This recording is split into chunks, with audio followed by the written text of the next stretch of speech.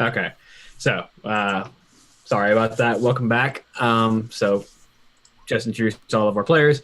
When last we left off, the group had discovered a rather gruesome surprise, a present laid for them outside of Nina Sky's apartment in the form of a variety of mutilated body parts arranged artfully with a message in blood saying present for you, which they discovered was made from the bodies and blood of numerous different supernatural creatures along with a few humans. And was the group decided to contact all of their supernatural liaisons, we'll call them. I wouldn't call them friends just yet. And see if they'd lost anyone. And as it turns out, most of them had. But the group eventually, after meeting up with Jack Cross and with Shakes in order to give the bodies or body parts of the dead back to those who called them family, decided that now was probably the time to make an assault on the vampires who they suspected might be behind this particular mutilation. And decided that to do so, it would be best to recruit the werewolves, who, after a bit of convincing, decided that they would indeed like to go along and rip some vampires apart in revenge for their lost kinfolk and brethren. But before we rejoin the group in the vans, as they approach the old plantation house that houses the vampires' current known location,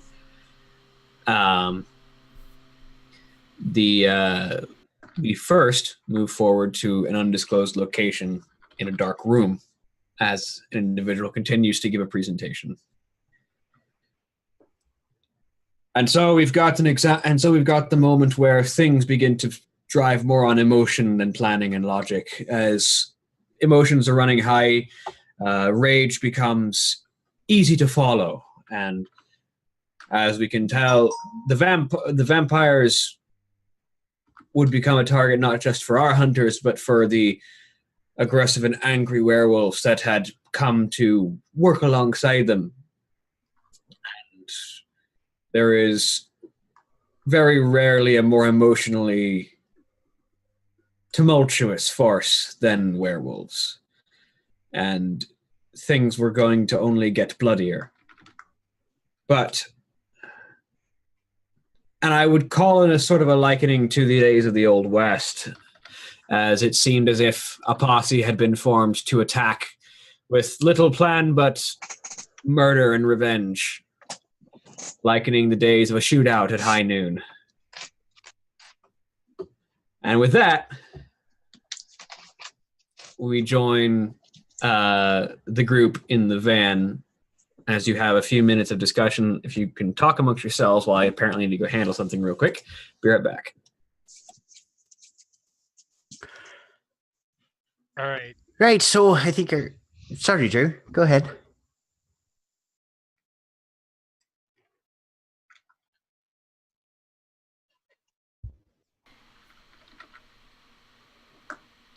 Like, what?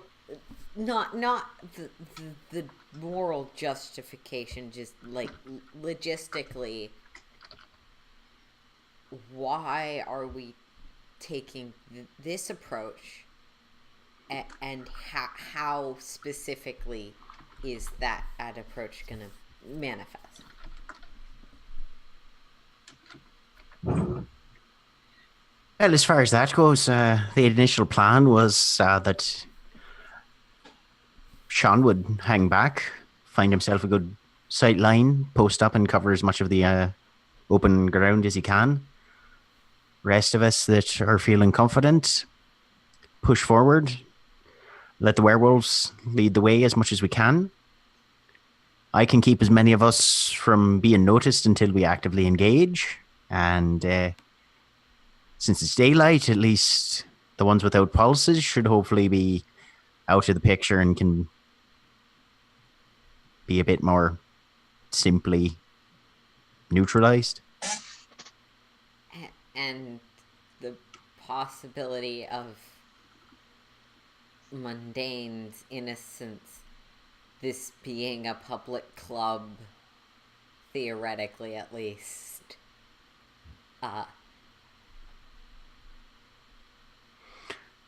as far as that goes, I'd say standard rules of engagement would likely apply. Anyone who's behaving in means of a threat, but still considered amongst the living, take them down as quickly and quietly as you can. That is reasonable for their allies, but we might have pretty significantly different standard rules for random civilians or authority figures caught in us randomly showing up and shooting people. I'd say that in that case, if we've got innocent bystanders, do your best to make sure that they get under cover and out of the line of fire as quickly as possible. I mean, we're not here to go scorched earth on the entire place, just on the people that we know are targets. Not talking indiscriminate massacre here by any means. Am I... Drew is sort of like clearly searching the van.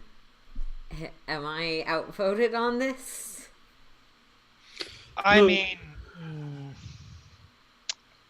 I did say something about that. Like, I am concerned. And by the way, I think we need to establish. I think we need to define the term, I think everybody knows what the term means, but what exactly are the rules of engagement? Because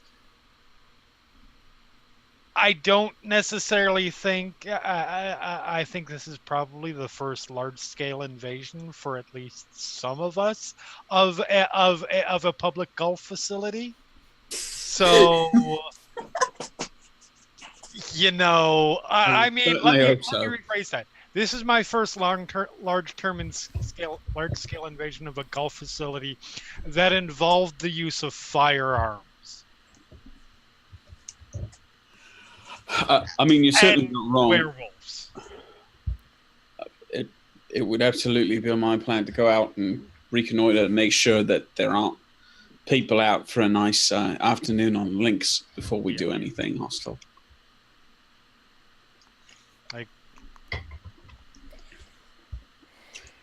To be totally clear, this is taking place now before our arrival, right? Yes, this is on the road trip. Okay.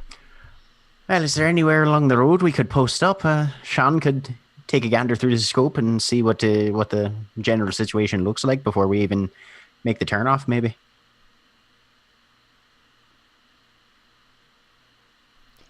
Do I remember anything like that, having been here once before? It would be difficult just because of the way that the roads are laid out. The clearest line you would have on the building would be literally across the main road that the sub-road is off of, which would give you a long enough sight distance that a sniper scope could be viable, but at the same time, there's an amount of tree cover in the way. Mm-hmm. And to be totally fair, I think my approach, if we could do it over again, would probably be different now that we know that at the end of last session we rolled up and somebody got shot. But I don't necessarily want to metagame that much. But if we could do it where we've left Sean somewhere else to resolve the fact that John unfortunately couldn't join us tonight, I mean, that seems reasonable. I mean, this is just what Drew is saying on our car on the way there. I understand that these decisions have already been made. No, I get that. Just in terms of the suggestion to pull over and check something out from far away with the sniper scope, sounds really good. But I would like to have done that. Yeah, I'm okay with that.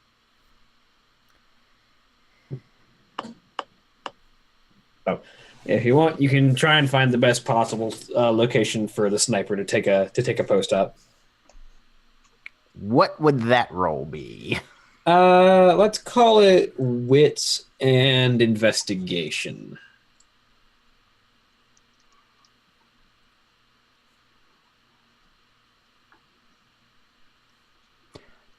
Okay. Eamon will take a look around. Eamon is rolling the same way he rolled last week. Let's see what the sniper himself has to say. There we go. Sheet roll, wits, investigation. He's not bad at that.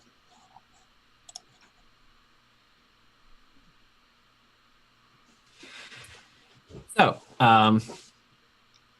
Paul and Sean both sort of around the same time spot a location off to the side of the road, which has a decent enough pull off that he can get out of the vehicle and carefully climb a tree, essentially that has a wide enough, has a close enough cluster of branches that he could feasibly lay across several of them that are thick enough to support his weight and allow him to properly set up the sniper. Eamon couldn't find anything because he was specifically looking for grassy knolls. Not so easy to find in this area.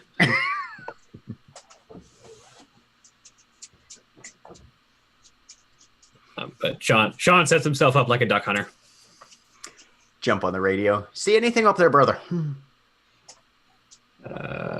Let's find out.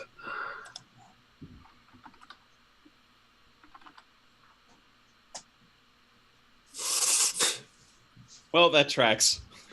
Looks dead fucking quiet. We're all gonna die tonight. Right, well, give us a shout if anything starts to move.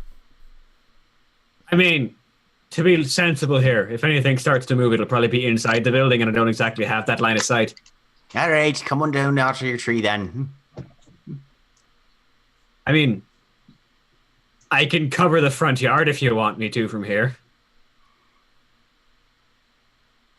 A lot of the houses, if I'm remembering correctly, a lot of the houses were around the back and the side. Is that correct? They were opposite from the manor house. Like the manor house is over here, and then there's a small neighborhood of other houses that is over here. Okay. And the road is here in the middle.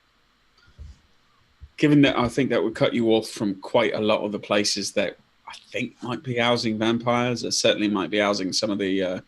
So to consider, the manor house here, buildings here, road here in the middle. His line of sight is basically here in the middle and closer to the manor house. Okay.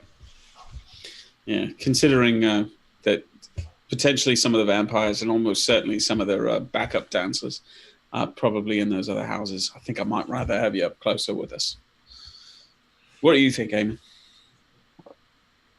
Well, generally, the Lord sort of like to leave this up to his expertise, but having him, yeah, Sean, why don't you ride along with us? Worst case scenario, we can back the van in and you can shoot out the back lying down. As you wish. He says, climbing down. Head back to the van. Right, well, Sean says it looks all quiet up there, so doesn't seem to be much in the way of activity from normal patrons, I suppose you'd say. Odds are, I'd say this is as good a time as any to get in there. Lower activity means there's hopefully lower risk of confronting individuals that... Of course, it's a fucking weekday, so it would make sense that the golf course wouldn't be too busy. I mean, that's fair. And they just presumably delivered quite an invitation to that they are probably prepared for there to be repercussions from. So you know, that. Right. Oh, I'm that's not. I'm not saying we're going to be taking them out completely unawares. That's for sure. No, we got to expect that they'll have some preparations laid in. And to be fair, that's also assuming that they were the ones who laid that message. Right. If it seems like they're expecting us, in fact, that might be a pretty good indication that it was in fact them. Yeah, we've got some suspicions that it's them, but play devil's advocate. No offense. We don't have any certainty on that matter. Just try to never advocate for the devil.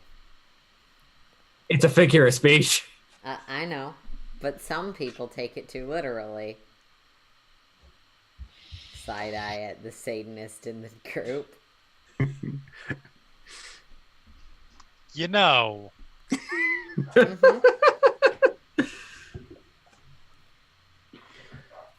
Nope, it's bad to slam your friends' heads into vein walls. Never mind. Sorry, where were we? Plan of attack. Yes. We've got werewolves.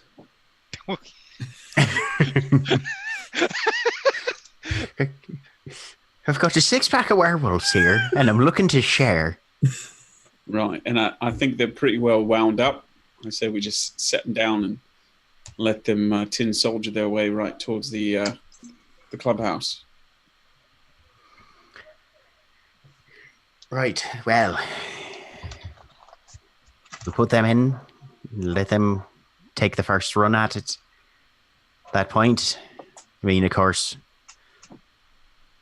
looking to find as many as the cold ones as we can. Plenty of stakes in the back here for any that we need to keep alive. For any that we don't, well, quick blade to the throat usually does the trick. Or turning their head to paste. Effectively. So where do we want to actually set up? I was going to say that we don't want to give. I swear this pun was unintentional, but I'm going with it because it's how the words came up together in my head. We don't want to give the werewolves too long of a leash. Because there are certain people that we want to question about things, right? Right, and we've had that discussion, of course. We have. Of course, you're right. There's one thing to having one of them agree to something when he's looking like us, and another to having them keep that word when things get a bit hairy. I will give you the credit of the benefit of the doubt that was unintentional too. It was intentional, but I don't feel good about it. You shouldn't. You shouldn't feel good about it. You should feel great about it. Can I cast Banishing Smite on the GM? I mean, you can, but then Dracula appears. Sounds like fun. So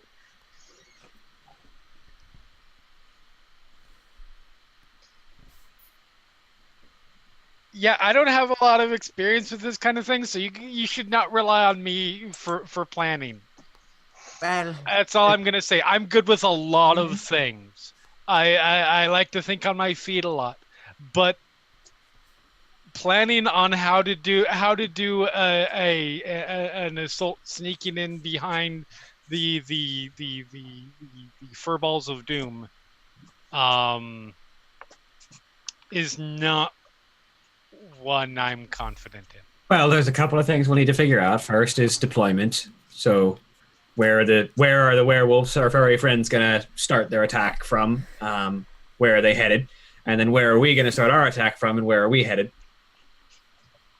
Second is expected opposition, what we can expect to be shooting at and what we can expect to be shooting back at us. And third is our objectives. What are we trying to accomplish? Hey, GM. Question. Yes?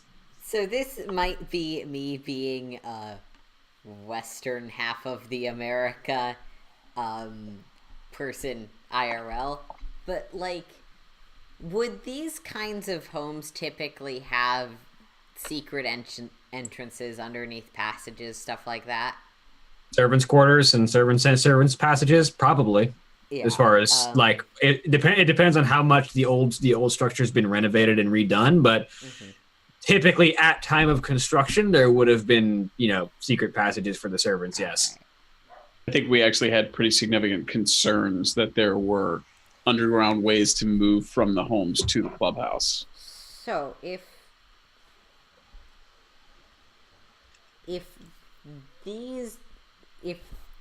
we've got a few houses full of vampires, and presumably they're mortal servants / day walking adjacents,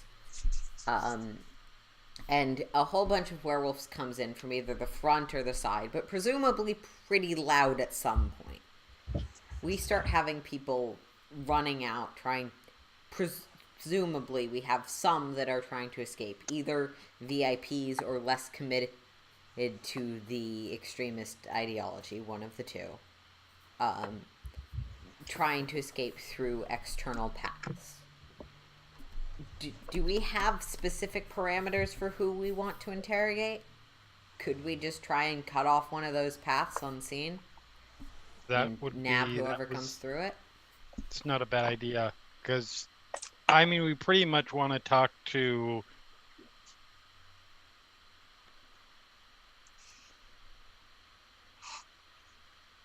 mine undead Führer, and that's the key, right? You're muted, Jack. That'd be the ideal, if we could manage that. Now, unless we're lucky enough to find one of the mercenaries running hell for leather across the first links, most of what we'd anticipated was probably that they might have some subterranean forms of transit, which would require us to get into the manor house before we could even cut off one of those passages, since we don't know where it runs or where it ends up on the other side. Do we want to hold back and hope for a runner, or do we want to get in there in the thick of it? No, we don't have time now, I guess. Never mind. Right. And I'm not sure about you all, but I think I'm at my quota of traveling down dark underground passageways with giant beasts headed in the other direction. So I think I'll stay topside. Fair enough. Close quarters combat's a bit more my thing, so I'll push up closer to the manor house, but I'll keep on the exterior, see who I can nab coming through. I can try to come up and give you some support as you approach. I'll be up after you. Astrid, what are you thinking, love?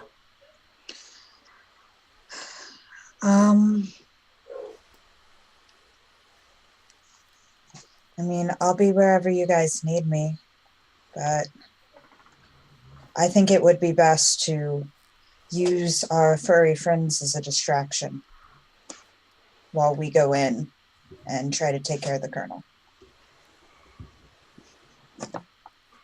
All right, so try and find a straggler, get him to tell us where the colonel is, and head directly there as soon as we can. Yep. Oh. Right then. Well, and he'll kind of lean out the driver's side and sort of wave a hand signal to the vehicles of werewolves behind him and turn around and head straight in for the main parking lot. All right. So, as your caravan of vehicles pulls into the central parking lot of the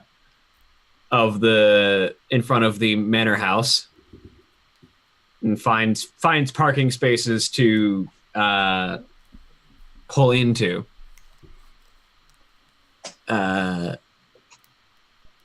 No sooner has the doors opened and the first of you begun to step out of doors along with the first werewolf stepping out of their individual vehicles then the crack of a rifle sounds, and one of the werewolves immediately stumbles under the weight of a rifle shot that hits them square in the shoulder as they spin under the force of it, catching themselves, but immediately under fire as guns. John, find him! Off.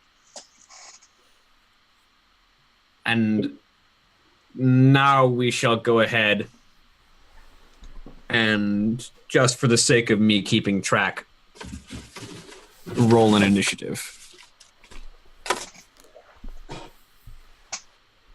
Literally the lowest I could.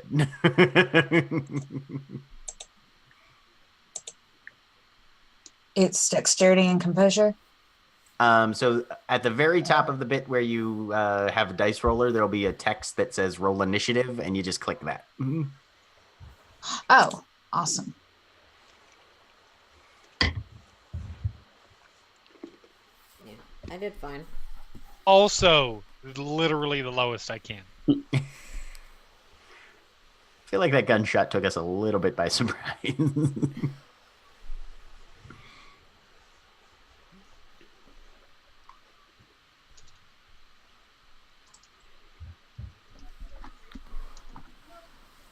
Everyone would like to plug in their initiative for me real quick. Sure. I think mine's in there now. Okay, yeah. Yours is in there, yep.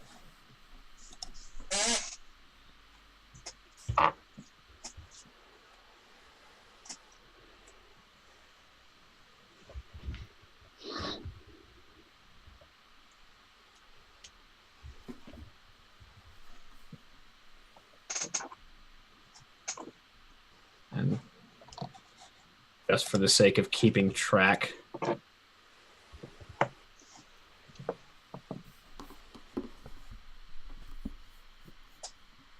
Yay! People with guns! People with guns.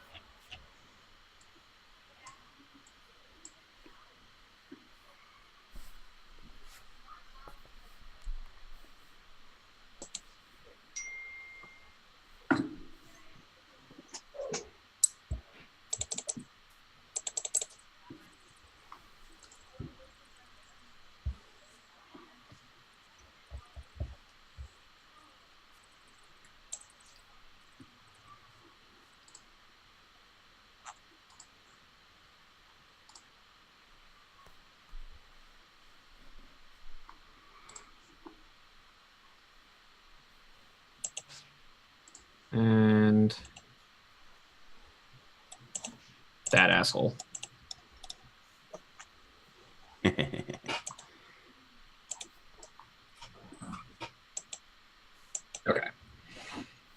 Da-da-da-da.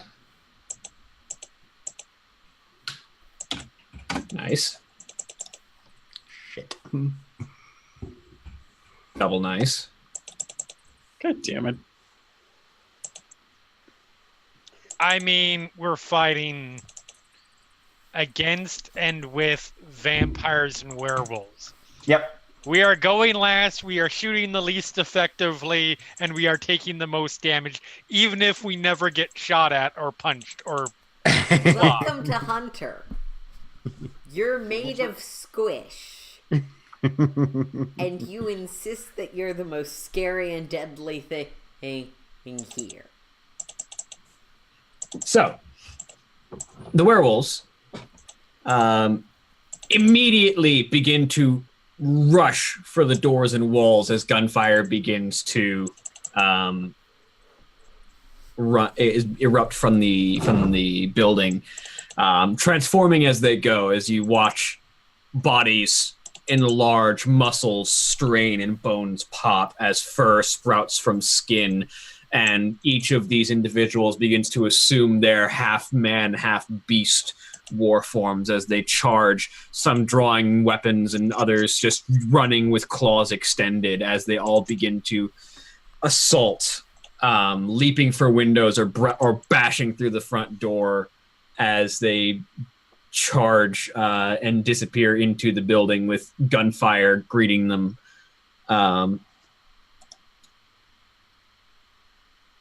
out of the corner of the top floor, Eamon, you catch a glimpse of silver hair as an individual that you've ever so faintly recognized from your previous visit here leans out of a window with a marksman's rifle and just sort of lays and tracks a shot, and you realize he's aiming at you just before the shot fires.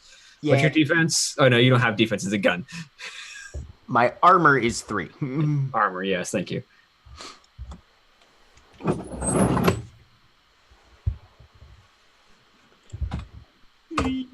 Amen. You take 2 points of lethal damage as Does he have armor-piercing rounds? yes. Okay. Yep. Lethal damage. It would be bashing if his bullets were not good bullets. Right. Yep. As this bullet punches through the armor in your shoulder, as you turn to try and get away from it, it doesn't sink into anything vital. It manages to pass through, avoiding tendons and an important structure in like the ligament, but you do feel that bullet punch through and pass out the other side.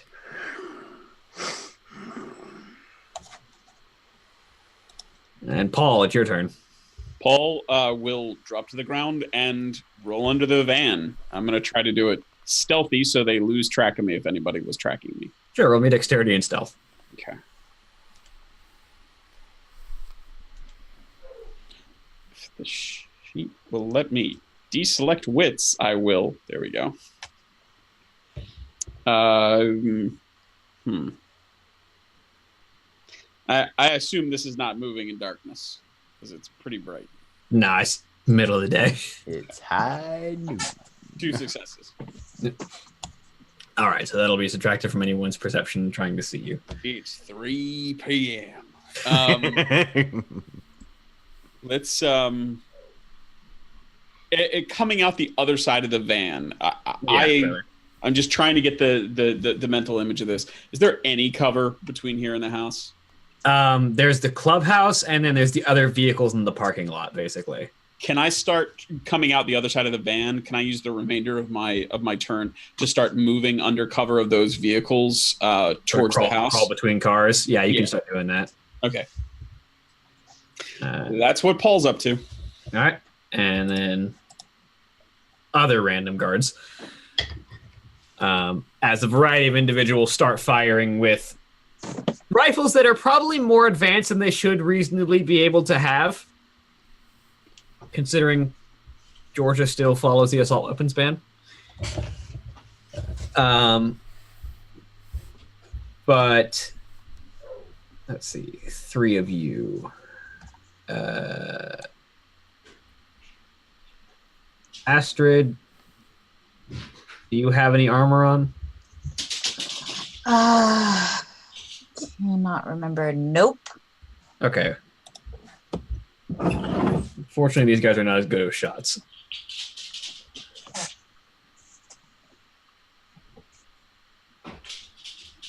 You take 1 point of lethal damage as a bullet grazes you. Okay. Nina, do you happen to have any armor on? Hold on. Sorry, the video started playing. Say that again. Do you happen to have any armor on? I do not. I didn't think so, but I had to check. You take 2 points of lethal damage as a bullet catches you in the shoulder. Mother bitch. Drew, I'm assuming you also do not have any armor on. No, I don't. Take 1 point of lethal damage as the bullet grazes you. Lethal is the second tier, not the third tier, right? Yes, lethal is the X. Cool. That is going to be all of their turns. Sean is going to... Oh, no one outshoots me, you motherfucker, and is going to pull his Dragonov up and take aim at the guard captain up in the top window. Widowmaker tool. Sean is going to make an attack roll with his Dragonov, subtracting the guy's armor and his cover.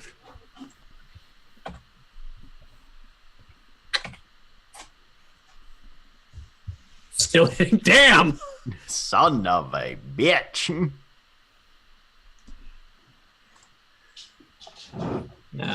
As Sean just lines up the shot against the hull of the vehicle next to the van and just pulls the trigger and fires. There's a shattering of glass and the sound and immediate pain sound as the individual who had immediately just taken a hit shot against you, Eamon. Just you hear his and as he spins out of view of the window. Wow, that was at a -5 too. Yeah. I just looked up what a Dragunov looked like. That is a scary looking rifle. Oh, they are. Yeah, that's a terrifying. Yeah. Yeah. Dude. Terrifying. Fuck. Drew, it is your turn.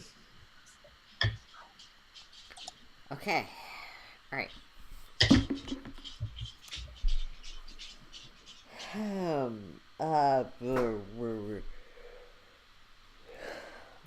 Let's see. We really didn't have a plan. I don't know where one of us has gone, and Sean is predictably just shooting stuff. I'm gonna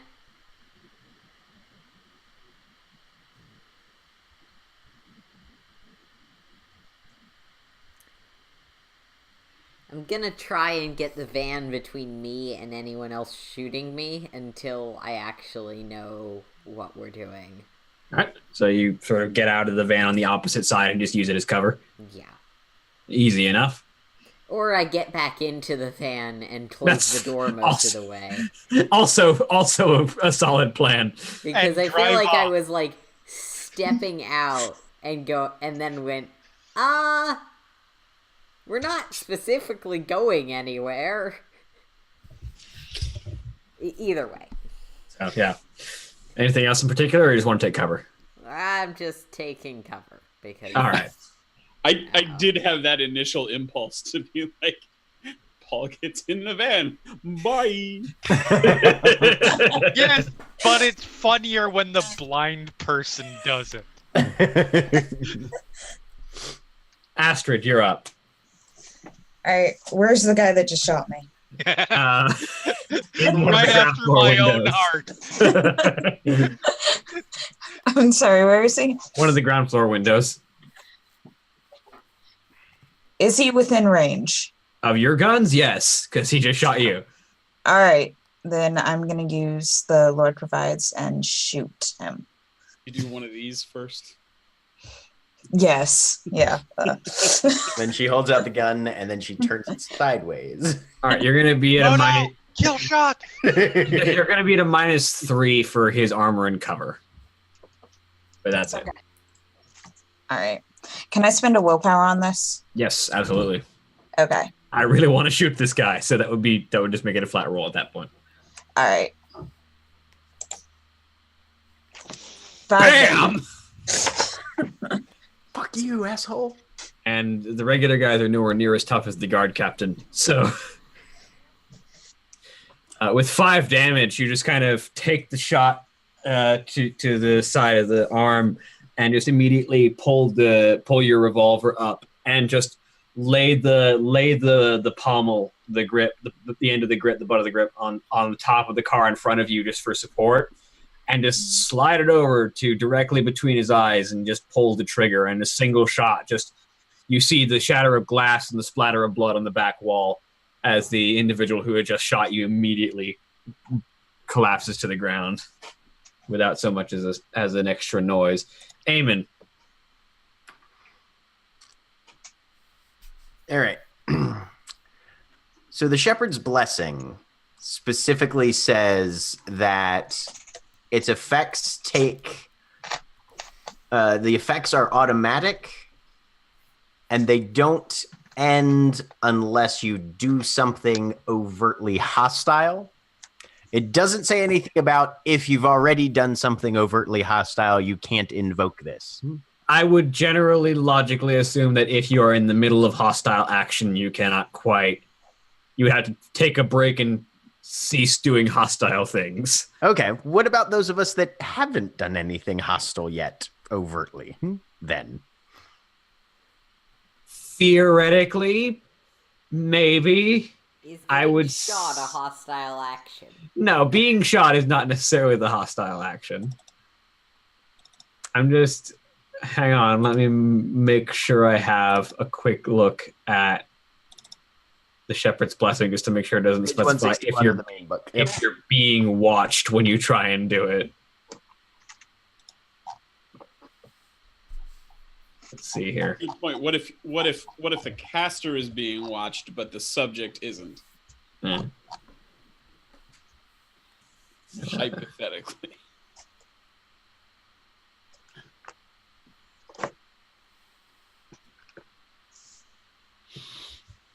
Yeah, because I assume these would definitely qualify as mortals actively looking for trouble. So they'll be able to make the wits and composure roll.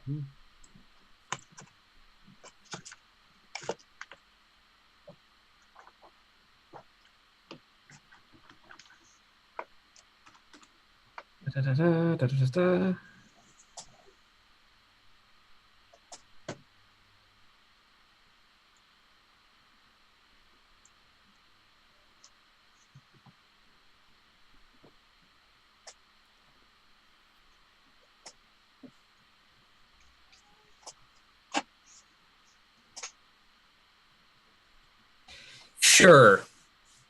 If you do not intend to fire any weapons or take any immediately hostile actions, I will say you can open up with the Shepherd's Blessing to try. Okay, he's going to open up with 2 points of willpower and cover everybody with the Shepherd's Blessing that he can see that's mortal. Because there's how many of us? 4 or 5? Yeah, there's 5 of us, which is how many dots in benediction I have. So I can cover all 6 of us. Until you guys start shooting, in which case you're fucked. Well, 2 of them have already started shooting. Yeah. Okay. So he'll cover everybody but Astrid and Sean then. He'll loop Colleen in on that. Oh, that's right. I need to add Colleen.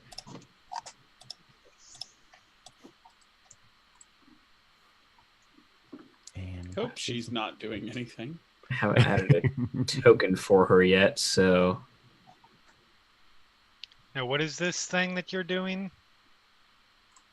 Don't. Just use the van. Tell us she can't move. I got my 1 success. That's all I needed. Fist shield, I think. All right. So basically, the eyes of ordinary mortals slide right off us.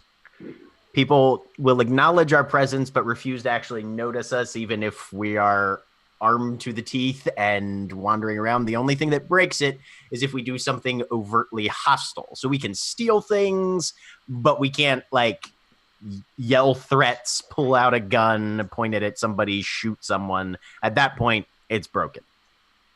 Wait, so if one person does it, that breaks it for everybody? No, just for that person. Oh, good. Since these guys are actively looking for trouble, they will be able to try and see if they can see us, which means they'll roll wits and composure versus my wits, stealth, and benediction.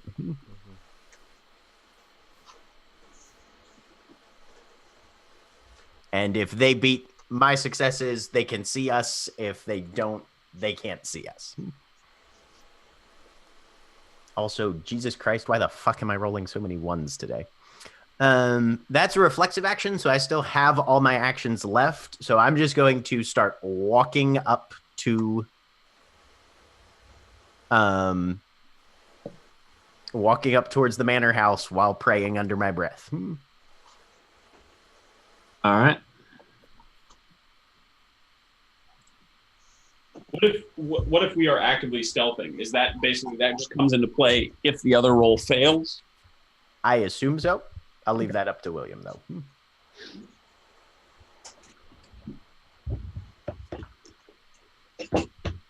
All right. So while that's happening, Nina. All what are right. you up to? So I have 2 questions I have to ask about this. Mm-hmm. Actually, 1 question and then probably 1 roll. Is this something that is very clear that to me has happened? But I suddenly have this benefit. I will say you are aware of the benefit. All right. So now I need to roll a willpower roll to see if I give a fuck. Or just decide to start shooting anyways, because I just got goddamn shot. Not a way to actually just roll. Fine, I'll just roll.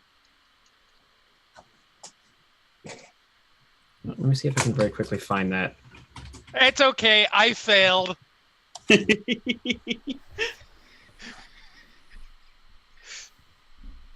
So really goddamn angry. I'm gonna stick with the gun shooting people, and I look out, try to find the I'm assuming it's not the same person who just got shot in the head. No, it's someone else. Yeah, that person's going to also possibly get shot in the head. All right, roll me an attack. Again, -3 for the cover and armor. Yep.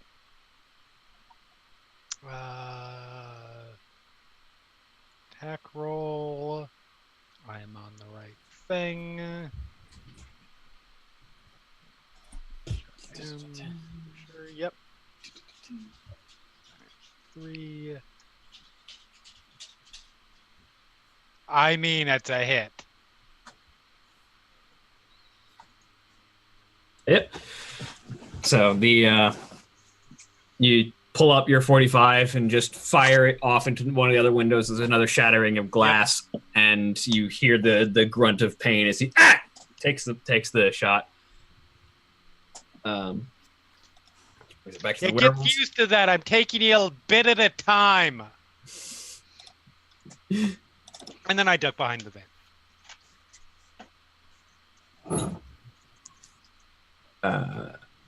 Bringing it back to the werewolves.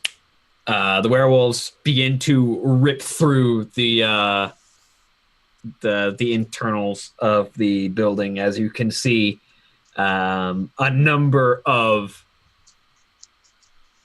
can hear a number of doors and walls being broken down almost immediately, and a number of angry roars and some screams from the inside.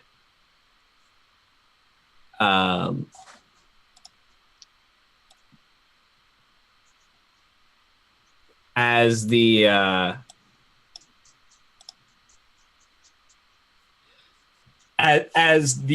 werewolves continue to rip through, one of the 3 that have been taking shots at you guys is actively pounced by another werewolf and is not going to be taking any further shots at you guys. Which will wrap up their turn. Let's go ahead and put. There you go. At which point, at the guard captain's turn,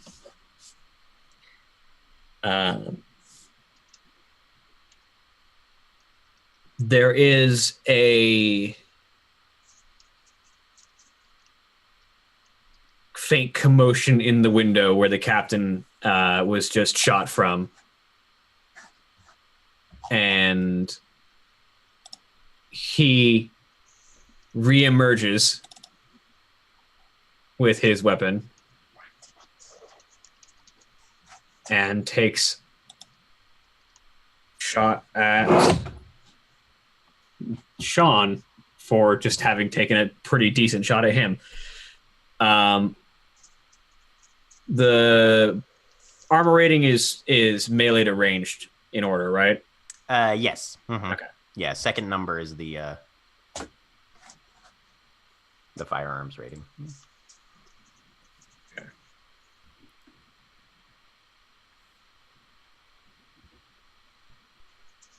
Okay.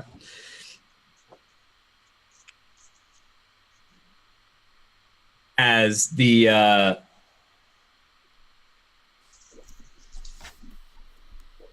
report of his rifle fires off again, Sean immediately stumbles back, taking a bullet right across the lower part of his abdomen as he takes 4 points of lethal damage.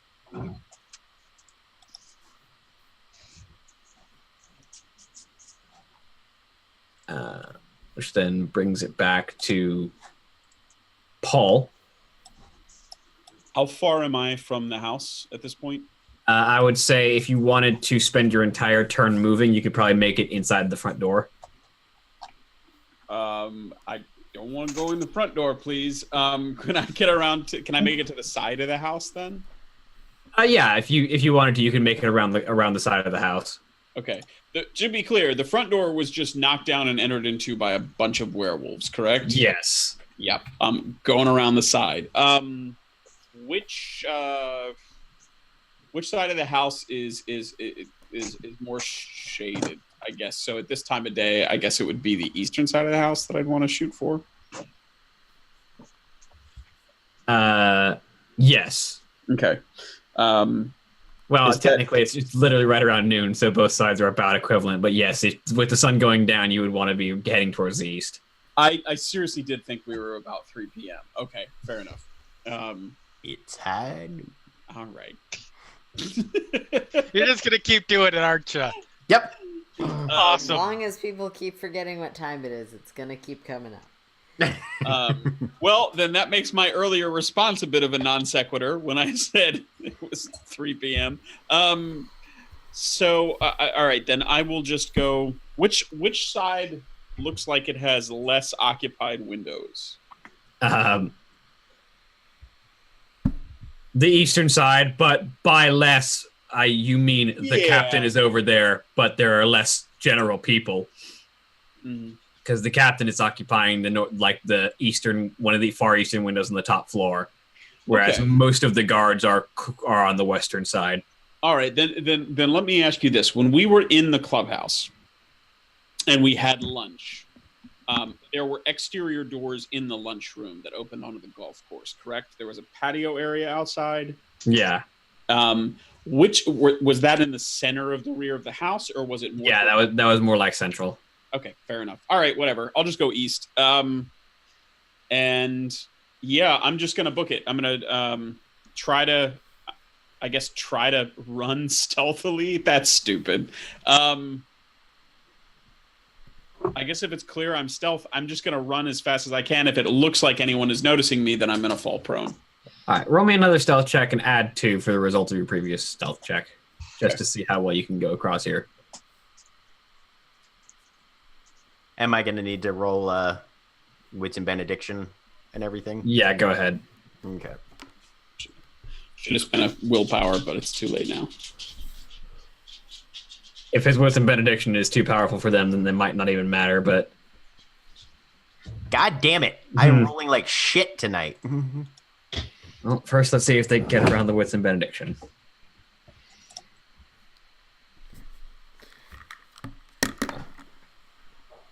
Captain is special, so he gets that. Of course he is. Whereas the other guys are not so special. But they can still see through it because they got 2 successes on their 4 dice. Son of a bitch. You can see through it, but can they see me? That's the question. They can't see you, but you immediately get the sense that the captain is tracking you. Okay. And he is also on the east side? Yeah, but he's on the top floor, though, so it's a little bit of a difficult angle. All right. I think I'm just going to sprint as fast as I can then to get right up close to the house so they don't have an angle on me. Yep. Okay, so yeah, you basically slam yourself up into the eastern corner, right around the corner of the building, and get as close to the wall as you can. And I will slide around the side as far as I can with my whatever move is remaining to me. Yeah. With that said, the guards are going to shoot at the guy who's mumbling like an idiot to himself. Ave Maria, defend at servitude. Kikor, Moculus Mali. What's your armor? 3. This is going to be great. This is going to hurt. Nope. Hang on. They actually do have a couple more dice just because of the power of their guns. Hang on. Oh, good. What they really needed is more dice.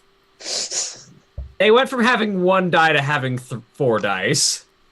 Because I remembered to add in the damage to their guns. Yeah, you do I mean, that. you say that like that was a person that is not something to worry about. Yeah, I agree. It's not like a to be reasonable. They now have 400% more chance to kill you, which I know is not actually how it works because odds and math and etc. And D10s. And D10s. Of the 2 that are still available to take shots, you take 1 point of bludgeoning damage because they don't have armor-piercing rounds. Fuck those guys. Dude.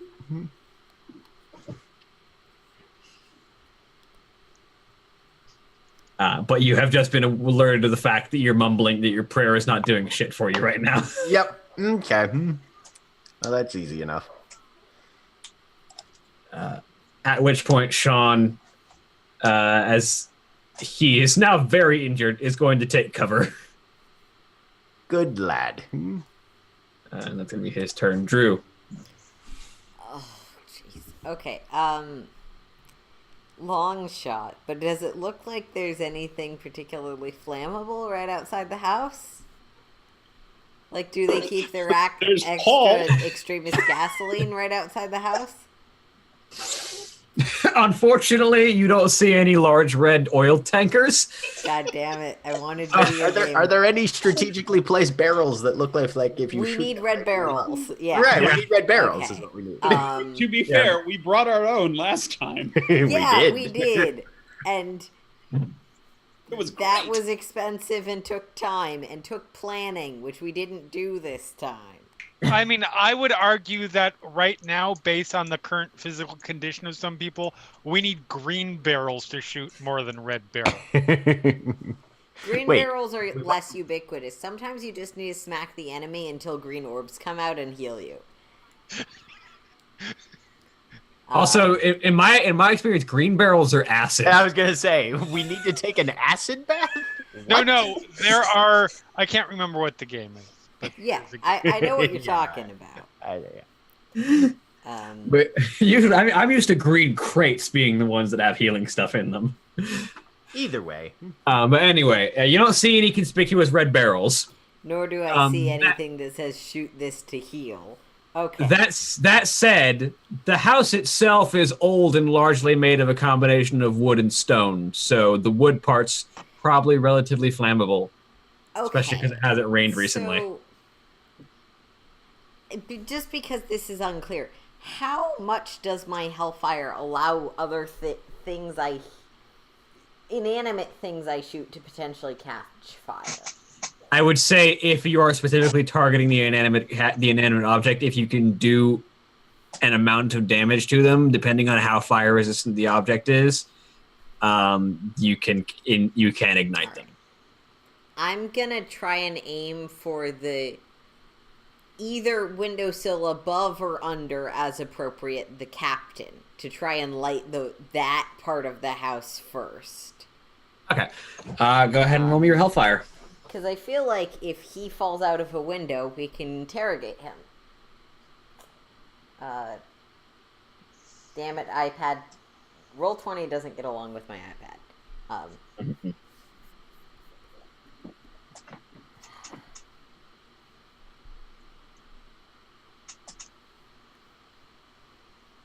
Glad you didn't suffer one of these shots from my test rolling, Jack, because I rolled 4 dice and got 5 successes. yep, that's a thing. God damn it. Yeah, 1 success on 10 dice. You gotta be shitting me.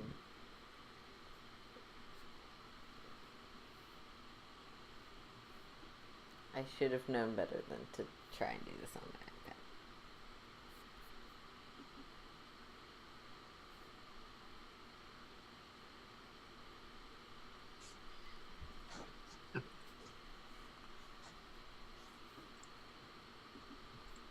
If you want, I can. Oh, Try no, and- I have almost got it. It's... All right.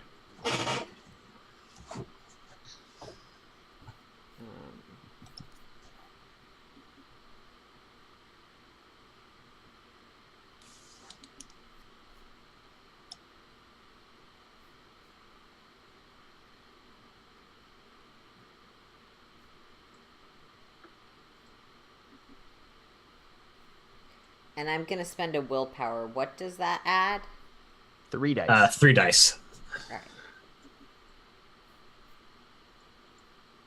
There we go. The wall does not have a defense, but you've got 4 successes anyway. It doesn't really matter that much. Oh. Did it automatically calculate a defense? Yeah, because you got a defense in the formula. Oh. Roll an extra die just to see if you get another success. Yeah, because if I get 5 successes, I don't take damage. You don't take... Roll another die just to see if you do more. Nope. Okay, you get 5 successes and don't take the point of aggravated damage. And hopefully light the old house's wood frame on fire. Well, considering my threshold for ignition was 2, you catch the house very on fire. Excellent. I have made significant issues for everyone by firing like dark black hellfire out of my eyes. I'm gonna go back in the van. Yes, the Drew leans out, looks up at the captain, just Cyclops flame rays out of his eyes, and then just leans back in. That was a rich full day. Well, back to my van nap. Hey, I participated in the best way I can.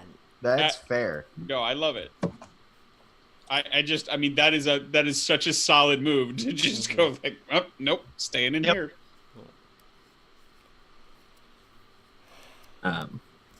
Colleen, on her turn, Does the smart thing and stays in the fucking van. what 16-year-old have you known to do the smart thing?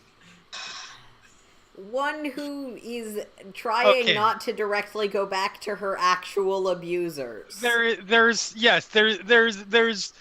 being a 16-year-old and being dumb, and there's this situation. No. She does what she does. It's fine. Specifically, what she's going to do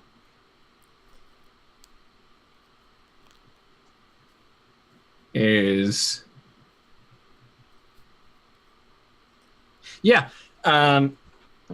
she's going to reach over and grab, pull a medical kit, and rush over to Sean and try and do some medicine on Sean's painful-looking bullet wound.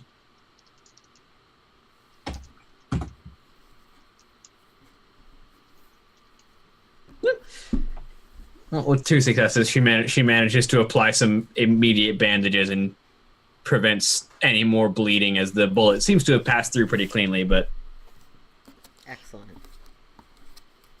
manages to keep Sean from bleeding more profusely. Astrid. She's gonna take a shot at the captain. Go for it. Roll me an attack. You're at -5 for him. Ugh. Can I spend a willpower? Yes, so that'll put you at -2. Okay.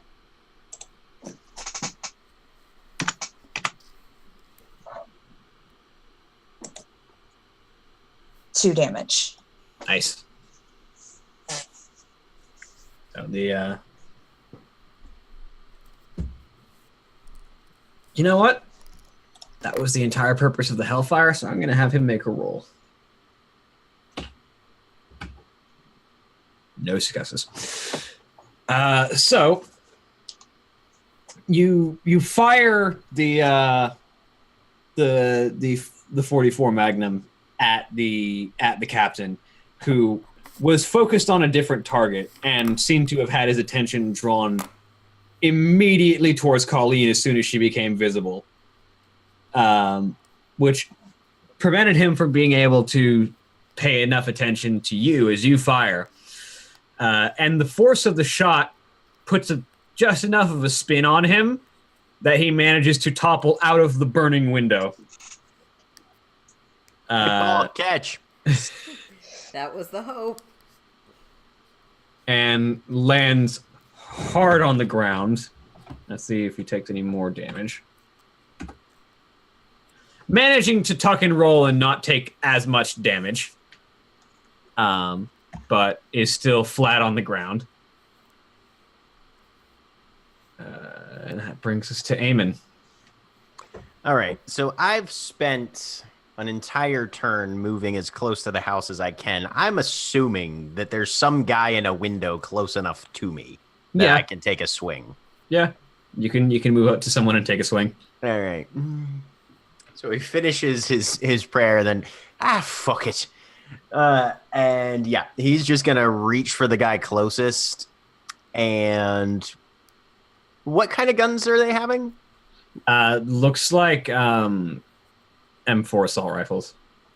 Oh, rifles? Okay. Yeah. Because it was a handgun, he was like, I might be able to take some guy off at the wrist. Yeah, no, he's just gonna go full ham on it and try and he's just gonna go for an arm. Whatever the extended arm is that this guy's trying to use to stabilize. Mm-hmm. Even with the kukri, or with the kukri? Oh yeah, because you like your arm severing strikes. Because 9 agains are great. You don't want to just stick a claymore through a window. That's Plan B. Well, their armor does not cover their arms, so okay. All right. You're not subtracting their armor for this. He's gonna spend a willpower then. What's his defense? 2. Okay. I'm gonna spend a willpower, so that'll just put me at a +1. Boom.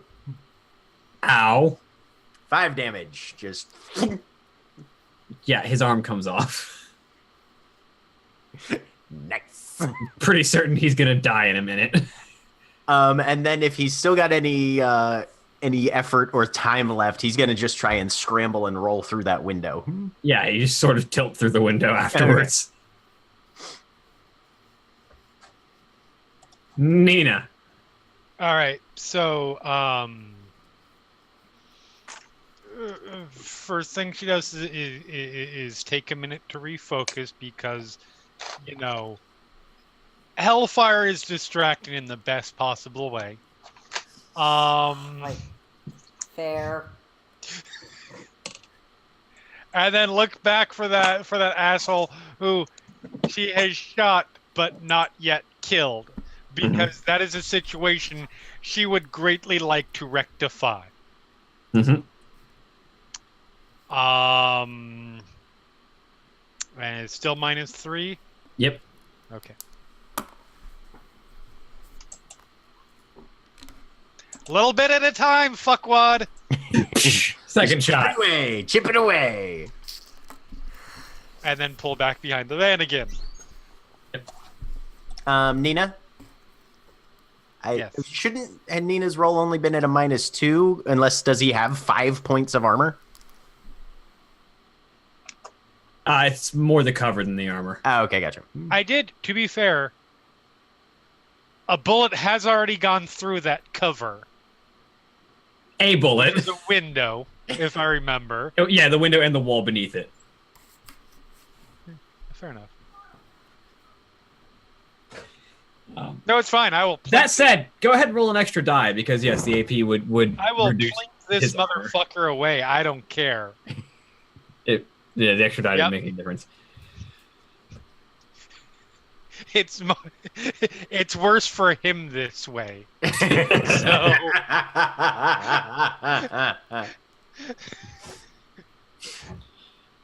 So on the werewolf's turn, there's a much larger internal racket, and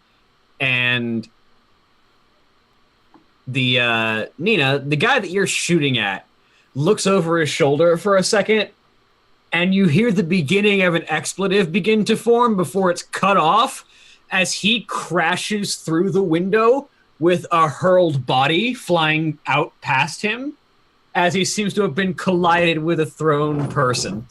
Is he dead? No, he's not. The guy all his cover. Yeah.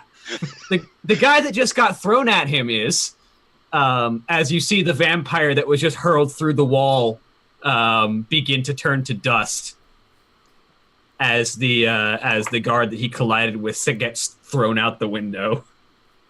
Come on out. The sunshine's fine.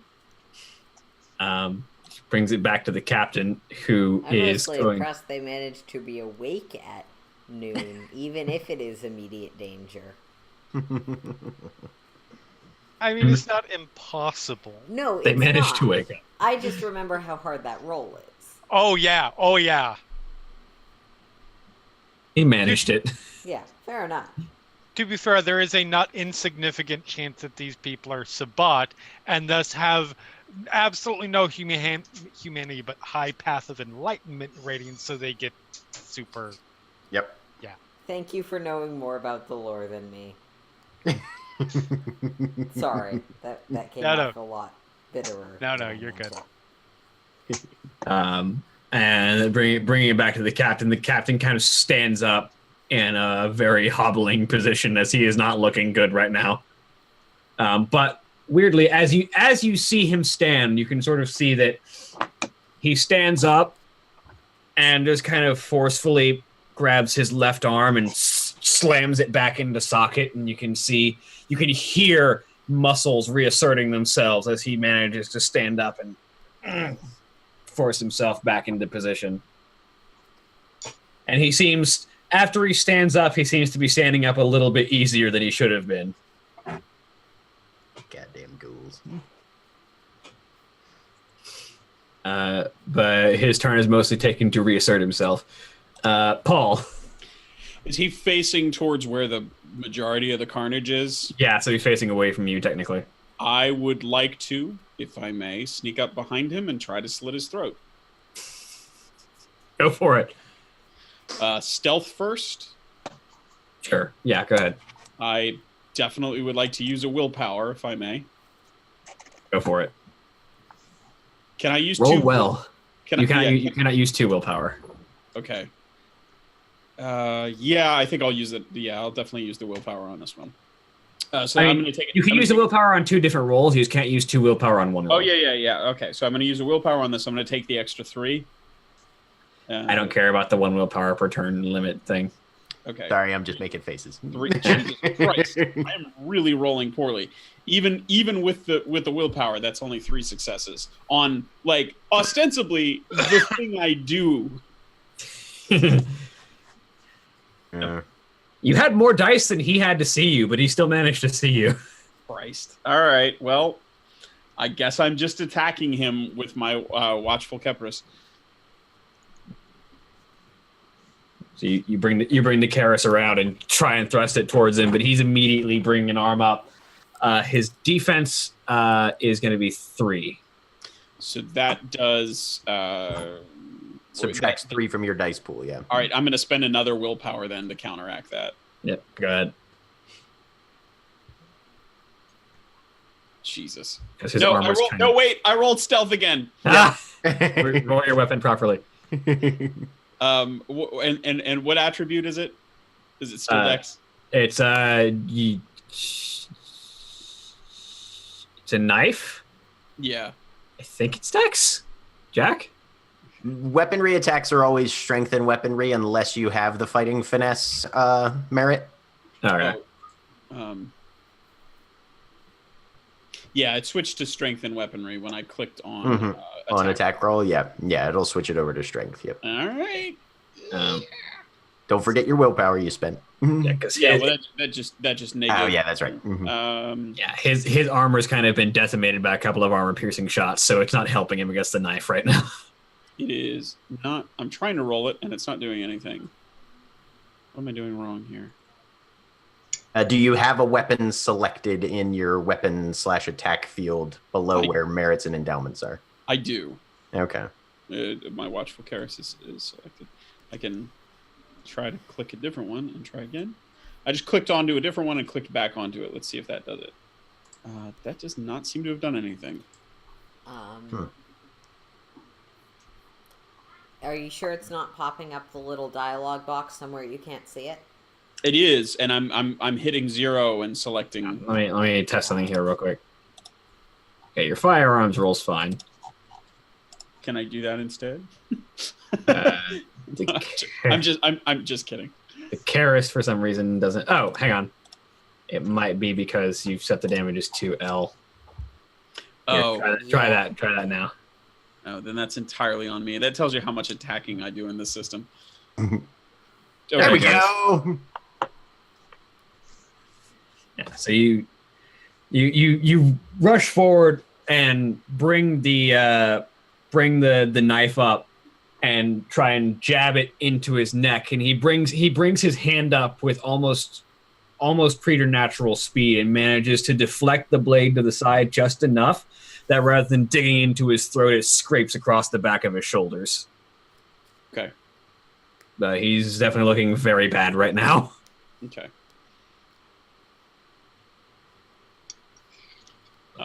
Paul is not a witty banter while fighting type, so I think that's my turn. Nina is both not surprised and disappointed. Well, the one remaining guy who was in the firefight, who's just one of the normals, is currently picking himself off the ground from being hit with a thrown vampire. Yep. So he's not going to be able to do much but get up and stop being stunned. Sean is going to try and avoid getting shot again. Drew. Let me check something real quick that I definitely should have checked during other people's turns, but I just thought of it. Yeah, there's not a limit on how frequently I can do that beyond that it hurts me. So, is there a point of the house that I can see that is like as far as possible from where I think the werewolves are likely running around?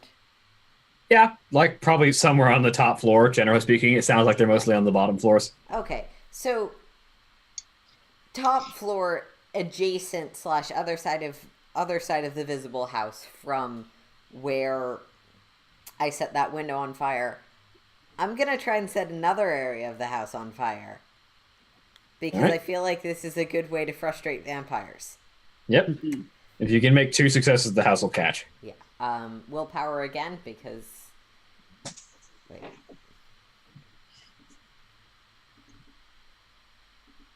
I can actually remember to not have the defense in there. And then +3. You still hurt yourself, Yeah, but you catch the house. This is the Hellfire castigation, right?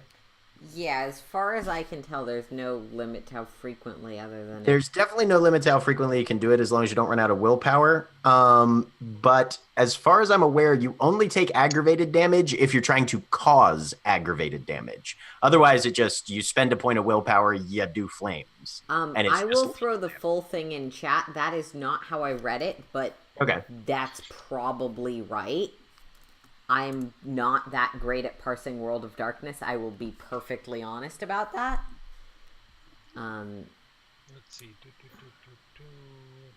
Like, it doesn't really specify that you can select a damage type that I can see. The main thing I'm seeing here, Aaron, is that under where it says cost, it says 1 willpower or 1 willpower and 1 point of aggravated damage. And then it says see below. And when I'm looking below, what I see is when it's a critical success, you don't pay that second penalty. Okay, Maybe hang on. I'm wrong about that. I found the text. It's basically so you can conjure hellfire that does lethal damage to things unless that thing takes aggravated damage from fire like a vampire does. Or you can conjure super hellfire that does aggravated damage to everything. But when you do that, it deals an aggravated damage to you. Is the 2 options there? Yeah. Okay, so I'm doing the one that I didn't know was an option and not taking damage myself. Yeah. So yeah, you can. I was curious about that because it seems like a really steep cost for something that seems like a weapon you should be able to use. Mm-hmm. Yeah, I was like, the flame cantrip costs me my health bar. That makes a little more sense. Yeah. Mm-hmm. Yeah, so it doesn't hurt you unless you're trying to go for the super aggravated hellfire damage. Well, I can't do it much more anyways because I'm almost out of willpower, but... Unfortunately, as we find out, they actually turned the house into a vampire, and it can soak lethal fire damage. I thought fire damage did specific things to vampires, but whatever. I guarantee that Hammer Horror made a movie at some point called Vampire House. Yay, sure more there are house many on fire. Movies about vampires that are also houses. Yeah, so you fire some more hellfire up at the other end of the building, and it catches again. Yep.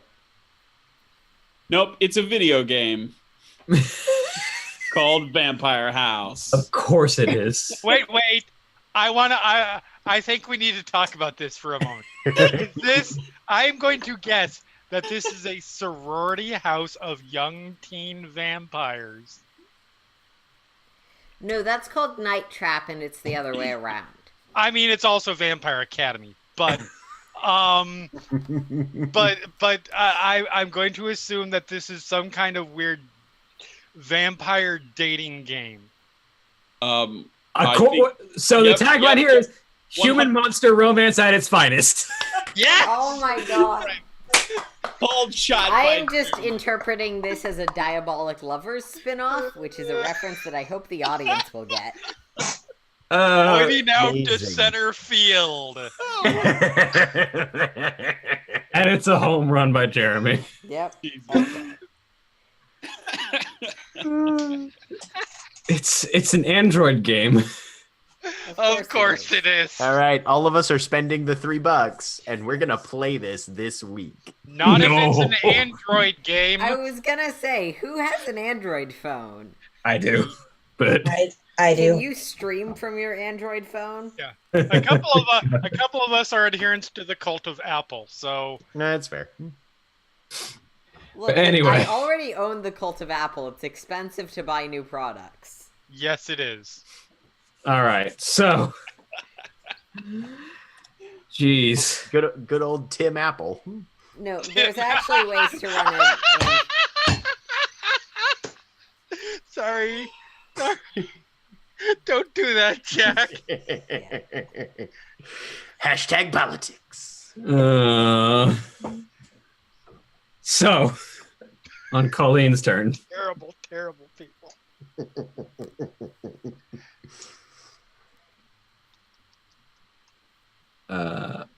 Colleen kind of looks around and doesn't seem to do anything, but that will have an effect on someone else's turn. Please tell me she summoned a Sonic. Just a giant Sonic Like just in the middle of the manor house, a Sonic drops down, and then there's those douche bros from the commercial out front. I'm sorry, I'm sure they're very nice people in real life, but in the commercial, they're douche bros. Yeah, you're not wrong.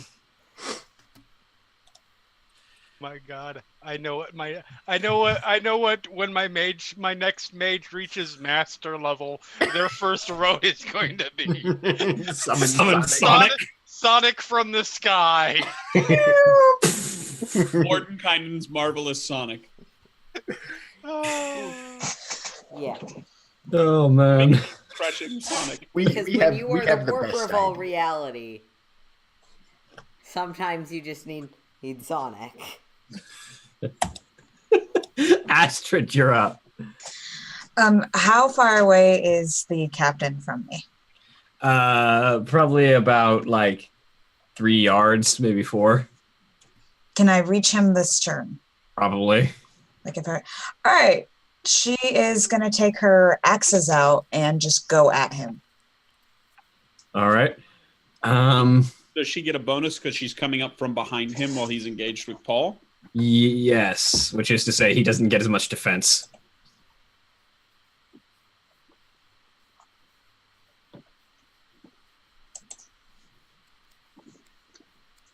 Your attack roll is going to be at a -1.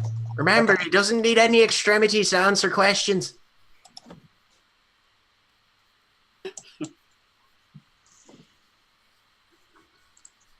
3 damage. Yeah. Are you trying to kill him? Yeah, she has no idea they want him for questions.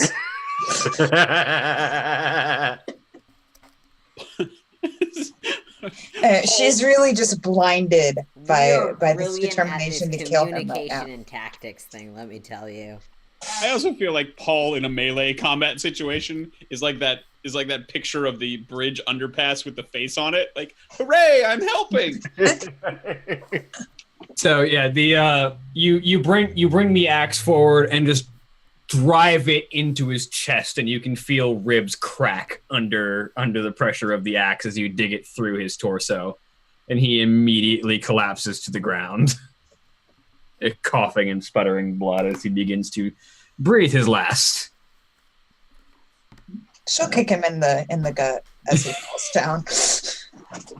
Paul looks down and looks up and breathes out and goes, "Whew. Cheers, Astrid. I owe you one." You doing okay? Yeah, no problem. Wasn't expecting anyone to fall in my lap, but... Eamon, you're up. Is the guy in front of me actively dead yet? Yes. Damn it. Okay. You cut his arm off with more damage than he had total health. Okay. So sort of pull out a rag, wipe down the kukri blade, and he's going to look for more people to talk to. I use the phrase talk loosely. Does it seem like there's any other... Well, you just watched a werewolf throw a vampire through 2 walls. Okay. First through the wall that was separating the hallway that you guys are in from this, separating this from the room that he was in, and then second through the exterior wall with the gunner that was next to you. That wasn't the one that you just killed. Oh, so there's a gunner outside that's alive. Yes. Can I see Nina from where I'm at? Yes, because there's a hole in the wall. There's nothing stopping you from seeing her. Aye, Nina, find out what he knows first, would you? And I'm heading further. Of gun combat.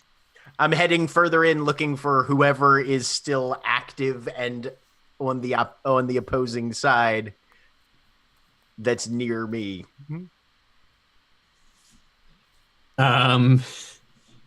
Roll me a wits and composure to see through the mess that the werewolves are making of the interior. Yay! Mess.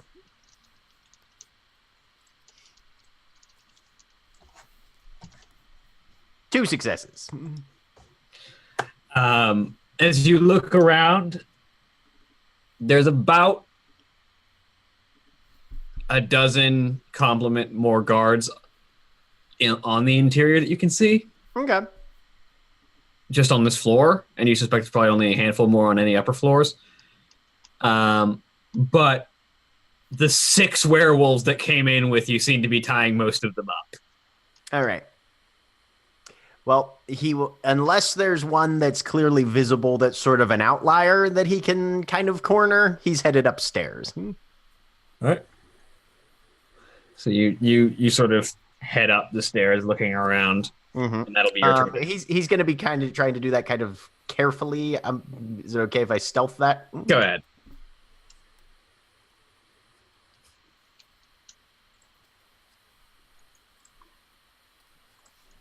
For a given value of carefully. 0. He's just walking. Hey, you're going up the stairs. Nina. Okay. Looks after the person who told me to interrogate the person in the middle of a combat. Stops, looks back at the guy who's still in the process, was just basically getting up, right? Yeah. Pulls up the hat, puts up her gun. It's like, what do you know? Bam, bam, bam, bam. Add 4 dice to your attack roll. Okay. In addition to, okay.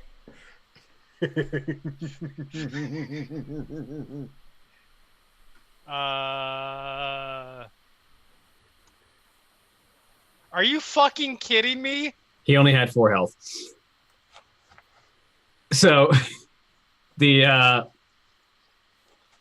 Regardless, look at that shit. I know that was the worst roll. Yee. That's rough.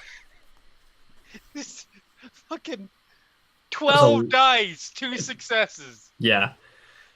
But you pull the trigger, and there's a crack sound that is much louder than your gun usually gives off, as the bullet leaves the handgun significantly faster and louder than it was supposed to. And a go, Colleen.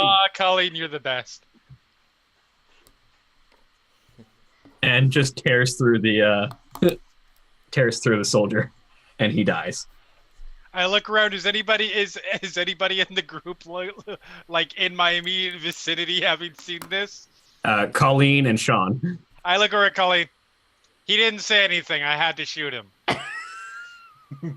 Yeah. I asked a question. He didn't answer. In the Ask questions first, shoot immediately thereafter. I'm still confused about what we're questioning them over, but that's okay. The colonel. The colonel and the Crimson Veil. Crimson Veil. Crimson, yeah. What do you know about a collegiate football? I mean, I was gonna say a submarine movie, but yeah, that too. I was gonna go a third direction with that, but I won't. I was very specifically not going to that. Oh God! I just realized I was thinking Crimson Dawn. Ignore me and my aging brain. That said, he is apparently a member, a human member, human toady of an alt-right vampire group. I'm guessing there's very little about that kind of thing he knows. Yep, that's true. You don't have to call it alt-right, Jeremy. They're Nazis. I know. I'm trying to associate those who say, no, I'm only alt-right with Nazis. They're synonyms. Yes. Both of your points are very well taken. So, with all of the immediate aggressors dead, we can step out of initiative here for a second. Is there a police scanner in the van by any chance? I don't think we've ever bought one of those. Got it. Yeah, I don't think so. Okay. On a scale of smoke damage to backdraft, how on fire is the club at this point? Well, I'm gonna tell my dog, who's been being very loud, that Yes, by the way, every couple of seconds, Crowley has just sort of lifted his head to the sky and just issued a keening howl. to start heading back up the road, see if he hears sirens, smells escapers, generally be a dog and thus be a lot less suspicious than me doing that. Crowley starts to walk up towards the road, still howling the entire time. Okay. Was Crowley the one that was noticeable. howling all those weeks ago?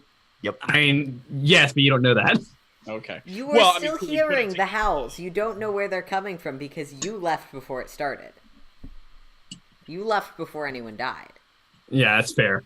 So you probably haven't seen Colleen it. and Sean have probably both put it together because they've been around when Crowley's done it a few times. Okay, but I mean, howls are coming from the van at this point, right? Essentially, yeah. Yeah. And then moving away from the van. It's either Crowley or Colleen, so...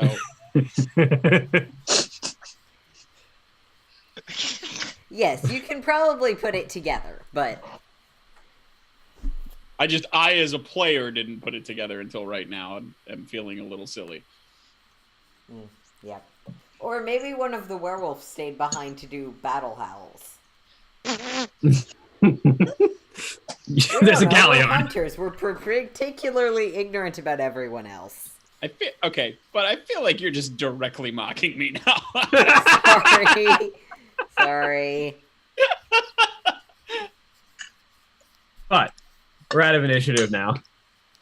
And as Crowley continues to howl as he moves up towards the road. Yep, still creepy. Do we really have any indicator? I mean, I know mechanically we're out of initiative, but do we have any indicator in character that the threat is over?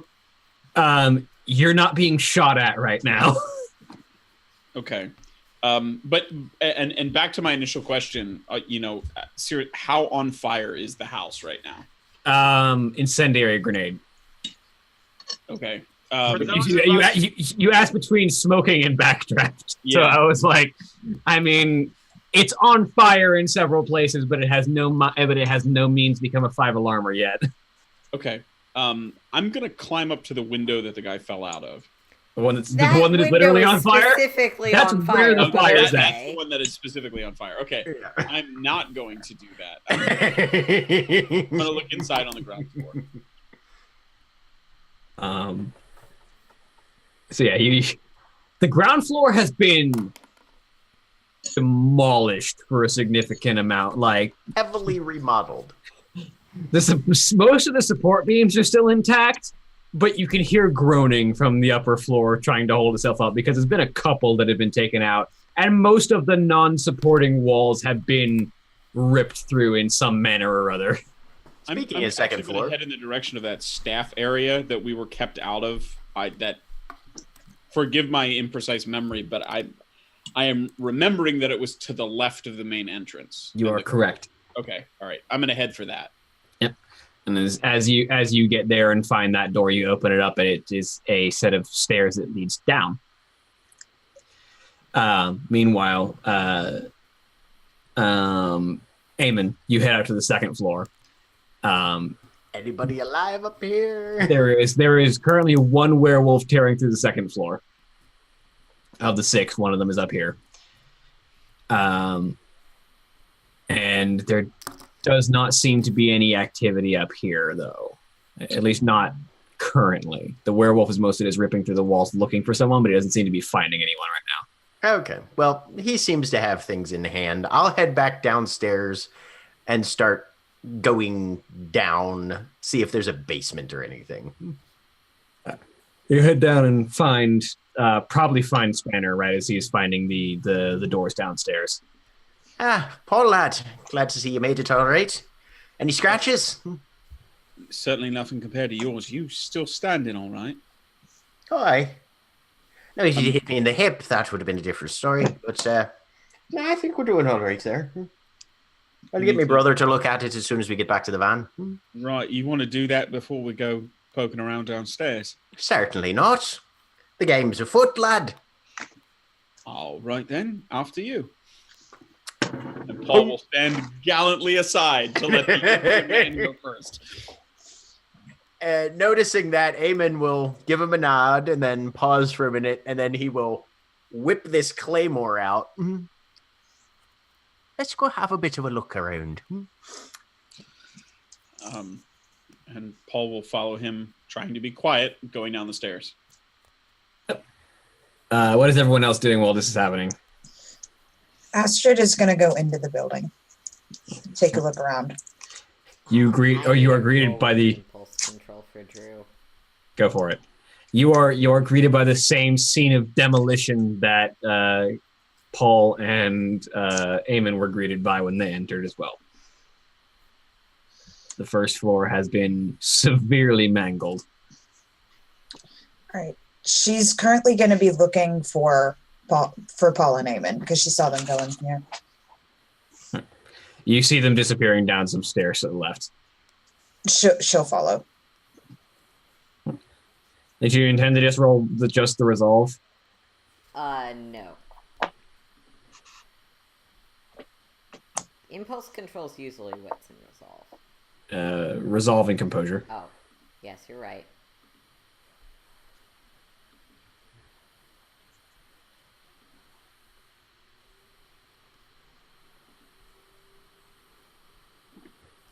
It's usually letting roll 20 completely mess up because you selected a second thing to roll. Yeah.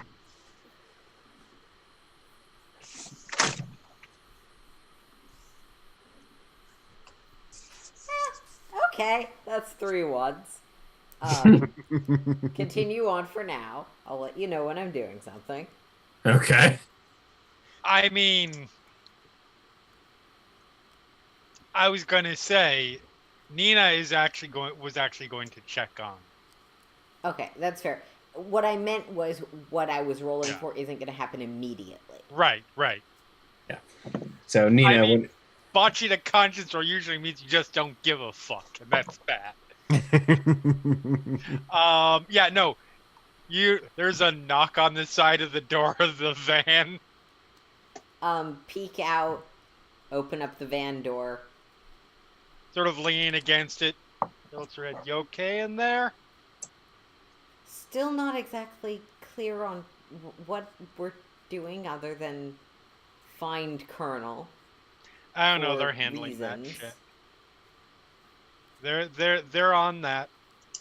I mean, listen, I know that you have sort of a weird relationship to your whole thing. So I just wanted to check. I'm just wondering if the neighbors have called the cops yet. It's an impressive dodge. Probably we'll see. Do you have a police scanner? Because I forgot mine. I mean, not in my back pocket. Mine's in Ohio, so... Yeah, no, I don't have... I leave my police scanner at home for when I'm bored and drunk. That's fair when we're not committing arson and, like, violent gun attacks. I mean, the violent gun attacks I figure was going to happen. The arson was a pleasant, well, a fortuitous. No, that's probably not the right word. What would be the appropriate word that you're comfortable with? Helpful. There's a good one. Was a helpful surprise. Not that I didn't have a sense you could do it. I just didn't know if you were going to. I assume...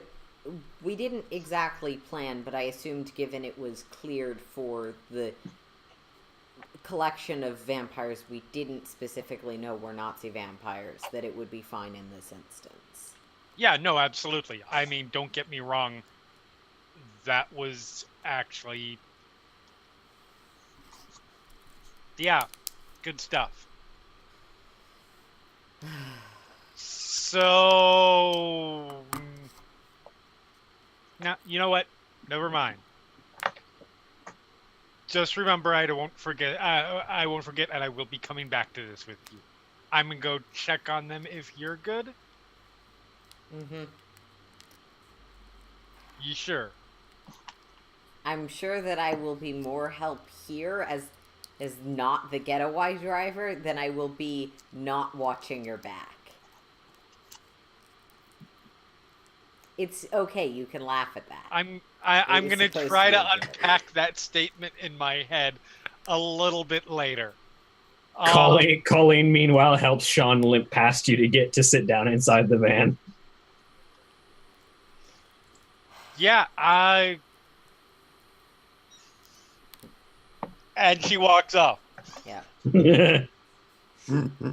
So you follow off after them.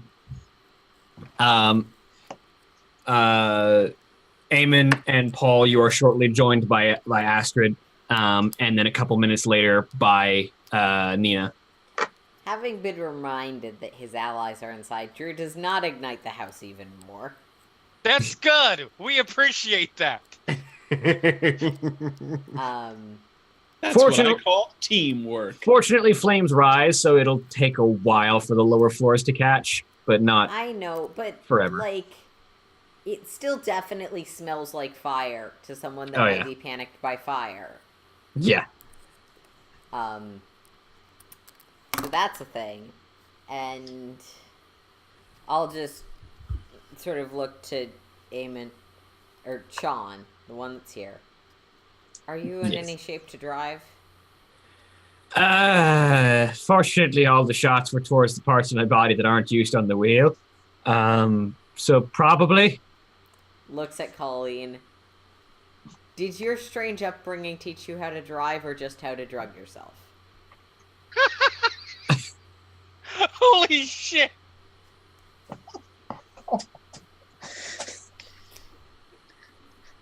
Thank you for highlighting the ways in which I am not like other 16-year-old girls. I don't really know what normal upbringings are. I just gathered that your monks were weird. Do you know how to drive? No. Drew forgot. Well, you've got a better shot at learning how to drive than me. So if Sean can't drive, you're taking the wheel. I'm gonna go check on something. I'm sure Sean can tell me the basics. And yeah, I'm heading off, but the rest of the group has a thing, I assume. Okay. I just want to point out that the active avowed Satanist has a better rapport with kids. Kids love Satanists. Satanists are nice to kids. Yes, they actively are. So, the other four of you make your way down into the basement and into the areas, the tunnels and secret passageways that are beneath the manor house. And the thing you are immediately struck by is the empty coffins. The thing we are immediately struck by is the trapped. How much bludgeoning damage do I take from being struck by an empty coffin? That's the as you enter one of the larger rooms, you see that there are coffins that line the walls, all of which are empty. Wow, living the cliche, aren't they? How many? Down in this first room, 6. Anything in here other than coffins? This first room definitely just seems to be coffin storage. All right. Well, this is the coffin room. Let's see what's in the next one. And you said they're all empty, right? Yes. Like, are they sitting open? Yeah, they're all open. Okay, all right. Just on the ground, on like a. They're like little alcoves dug out of the walls, sort of like if you ever seen like the inside of the catacombs where there are just like crevices inside, like in the walls where they put bodies. It's like that, but there are coffins lining those. Okay, just to be sure, I'm walking by, grabbing one of those coffins and pulling it out to make sure that they're not fucking hiding behind it. So we walk by, all of a sudden they come out. Yeah. So you grab one of the coffins and you yank it onto the floor, and it's just solid stone behind it. All right. We'll pee in it on the way back. It'll be fine. Is there a way to tell if these were custom-made coffin niches, or are they being fitted into something that was already here? That would be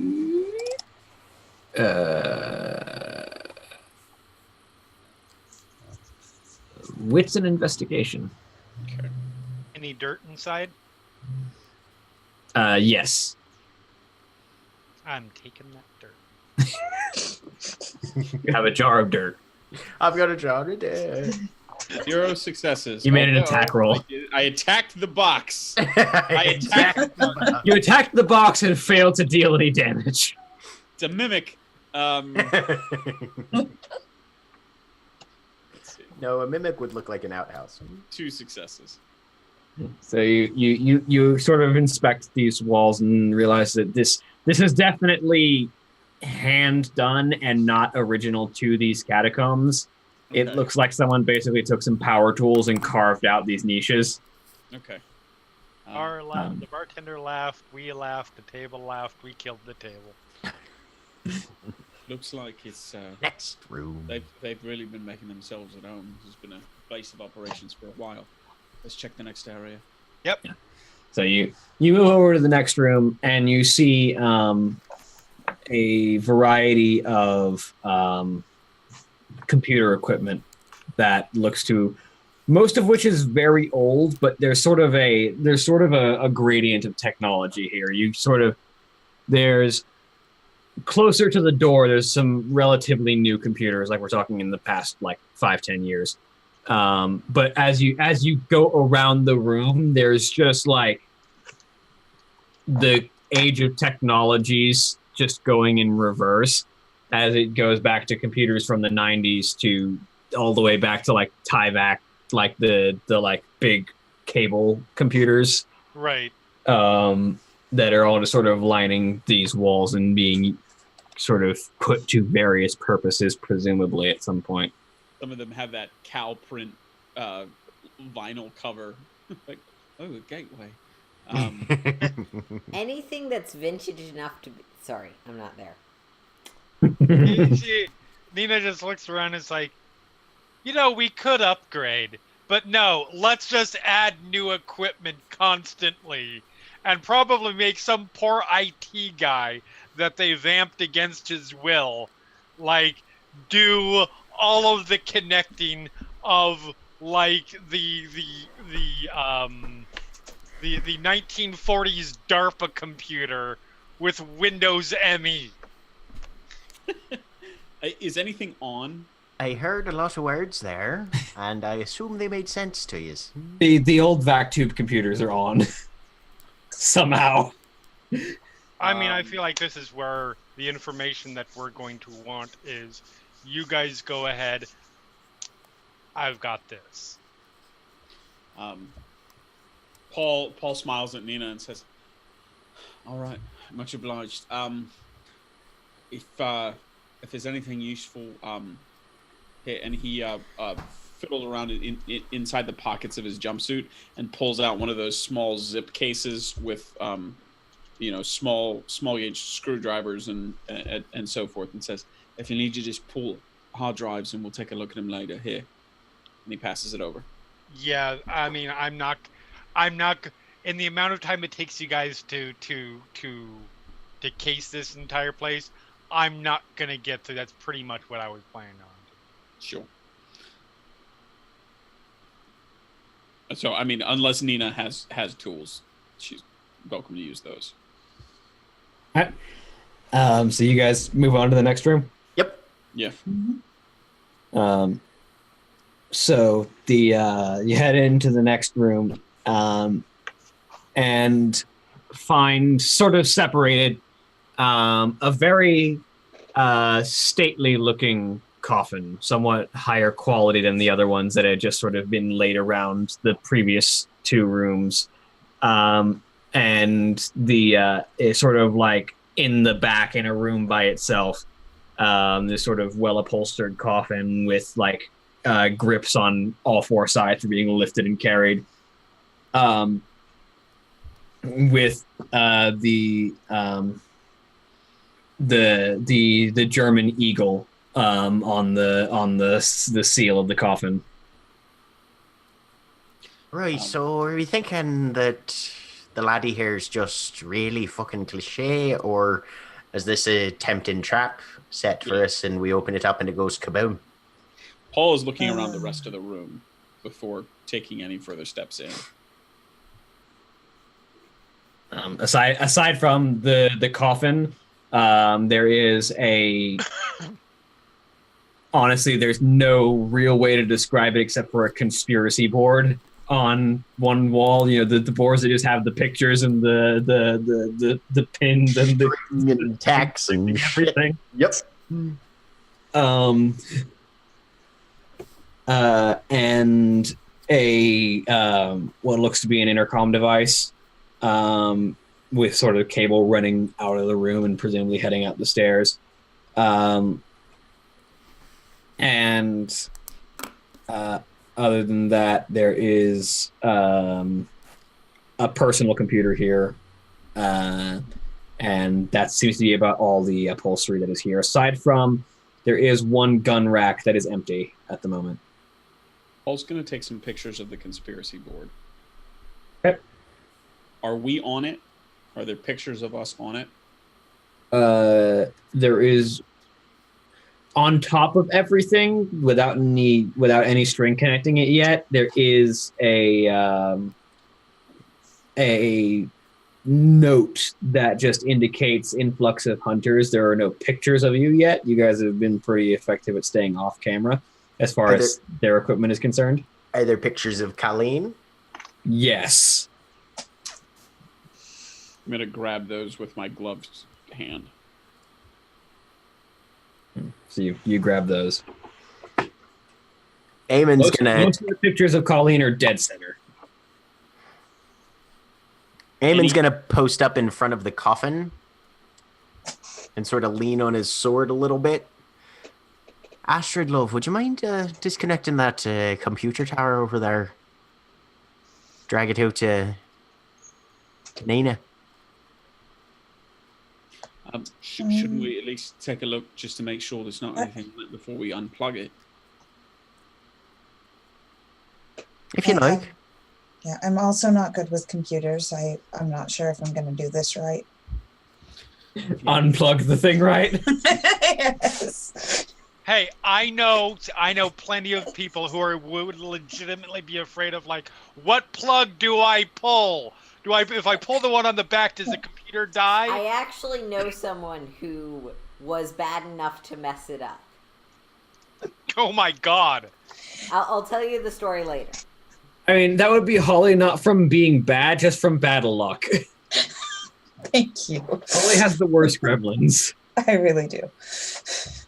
It's a different kind of thing, but later. Yeah. Can Paul move over and take a look at it before we unplug it? Is it on? Is it open? Is it password protected? What's going on with it? It is on. It is asleep right now. And it is definitely password protected if you open it up to try and get in. Okay. Can I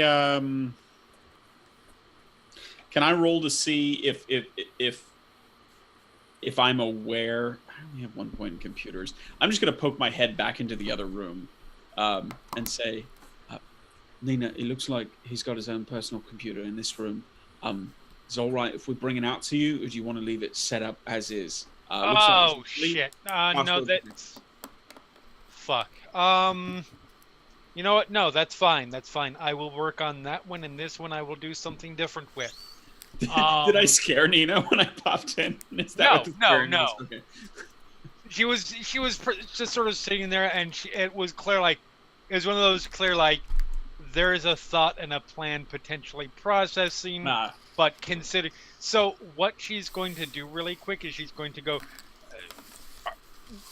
really quick. Are these networked in any way? It definitely looks like all of the computers here are networked. In as much as some of these computers can be networked. So she's going to go to the newest one, and I'm going to go out on a limb and guess that the secret vampire computer network is not connected to any external internet. No. It is now. She's going to connect it to she's just going to connect it to an internet. Doesn't matter, something she has access to. Roll me just roll me intelligence and computers just to see. And the plan is basically to connect it, leave it on. Really quick, go to before we leave, go to her laptop assumedly in the van, and essentially just start downloading everything. But yeah, intelligence, computers. Oh, good, I still have 1 willpower. No, I don't.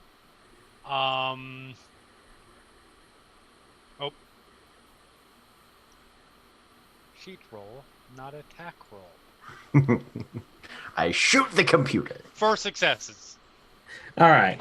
So you open up the one computer that is just old enough to not likely be password protected because it's probably not used for anything useful, but just new enough that it could probably have an internet connection. Yep. And manage to connect it to the rest of the network and connect it to the internet. Perfect. And I am going...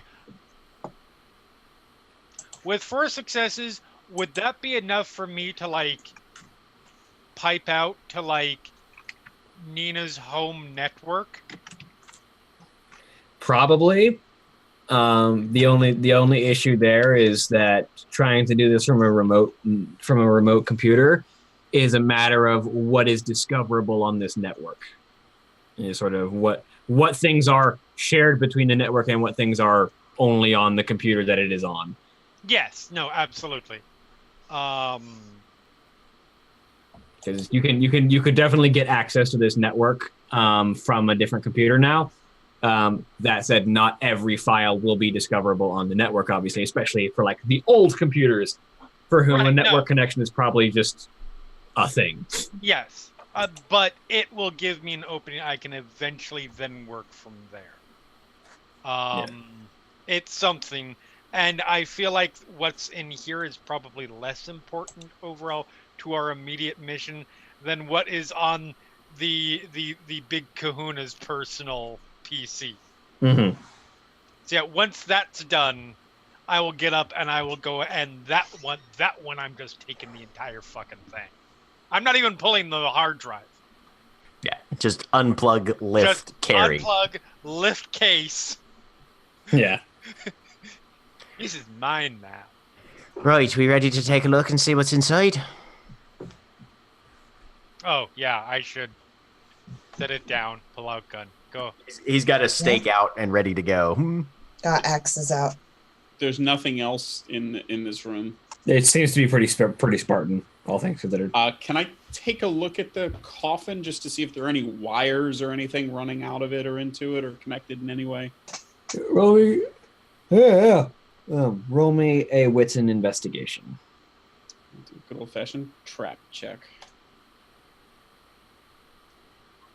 4 successes, finally. There we go. I rolled up through the chat tonight. We rolled an awful lot of zeros tonight, y'all. Yep. Taking a thorough look around this coffin, it doesn't seem to be trapped. Paul looks up and shrugs and says, doesn't look like there's anything on the outside. Still can't say for sure it's not going to blow. Open stake. I think we've put... Okay. Lift, drive, and the stake splinters against wood as there is nothing in the coffin. That motherfucker. Anything inside the coffin? It is completely empty. I'm looking for a forwarding address. Of the coffin? Anything inside the lid? The lid is very nicely upholstered in like some fancy velvet. Gonna start ripping that off to see if there's anything under it. Not to take. Eamon is realizing that he is vastly underqualified for what he's about to start to attempt. He's looking for secret doors out of this room. Roll me wits and investigation. Important question, are you an elf? Because they have increased for that. I am not an elf. I am a bog-ass standard Irishman. Insert sword and shield joke here for all the Pokemon fans. Which, by the way, Spending a willpower. is an aspect of original through 2nd edition D&D that never made any sense whatsoever to me. What, the fact that elves are good at finding secret doors? Elf, so I am twice as good at finding secret doors as anybody else. You feel like that would be the dwarfs thing, you know? Because, you know, the Right. Tolkien thing, they made the secret doors. 2 successes for secret doors. There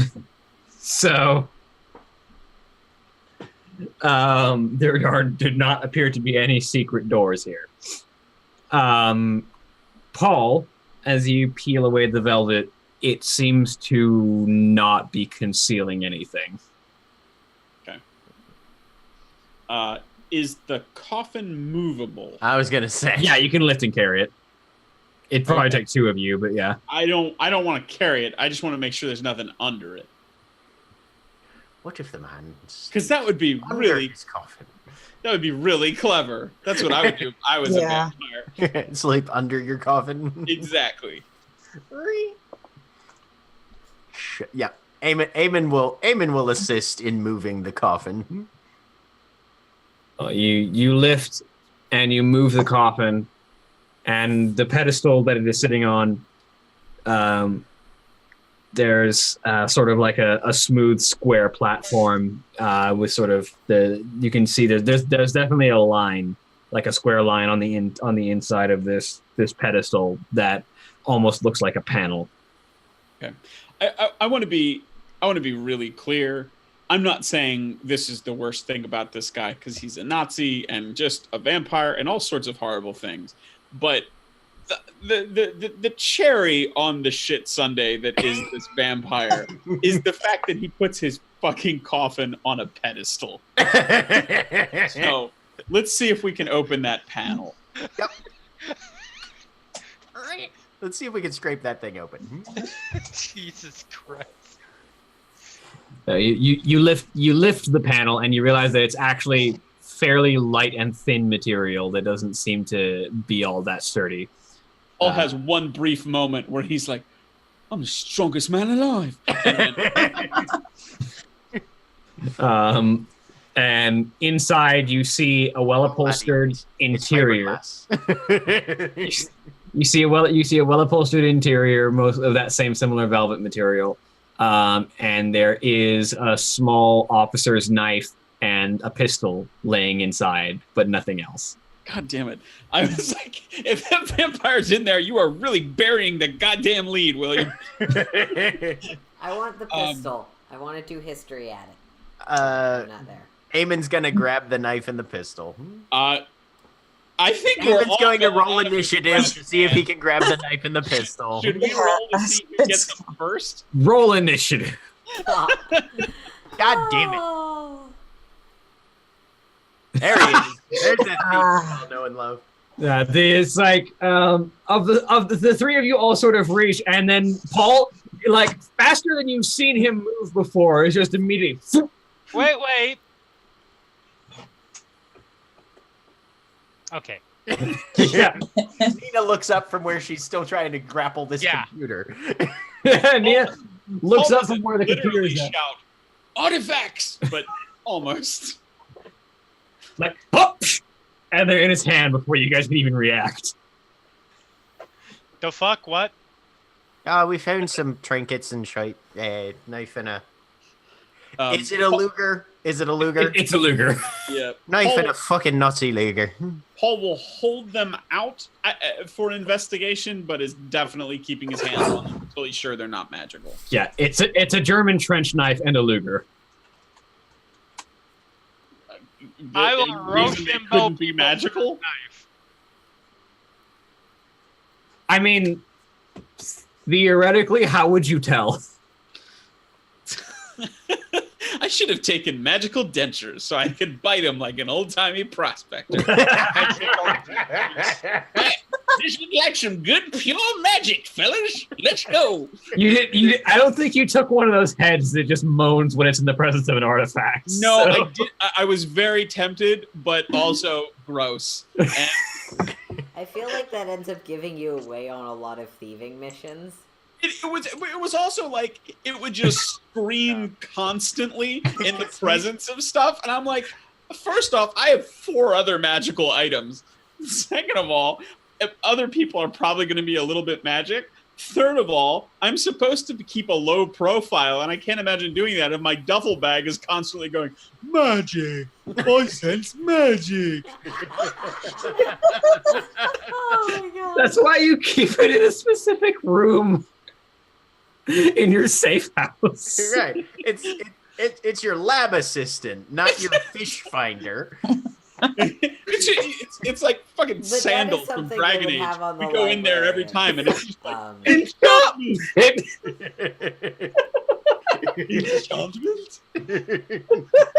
Aw. Yes, head in a jar.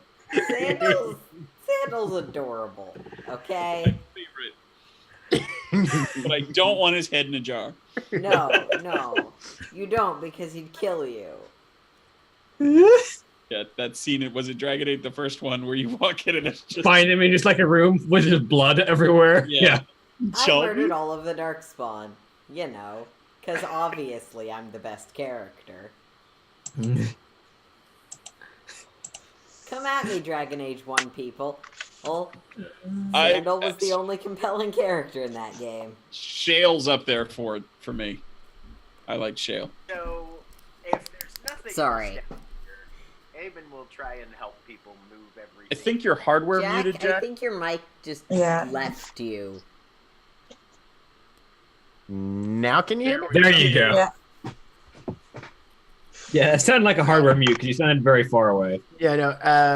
Eamon, if there's nothing else interesting here, Eamon will just...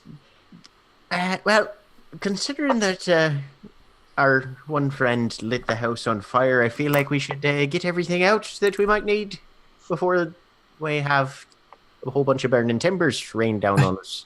On the upper floors. I did love the slow roll with the coffin.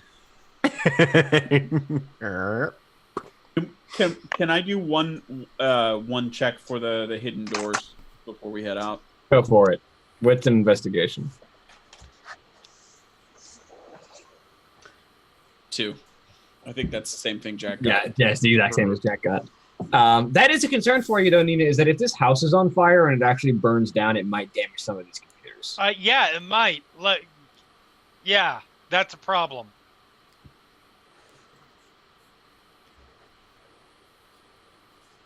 Thoughts? So what do we want to get out of here? Pull me spare fire brigade out of me arse. No, there's no fucking thoughts to it. We need to get what we need and get out. Okay, yeah, no, I get that.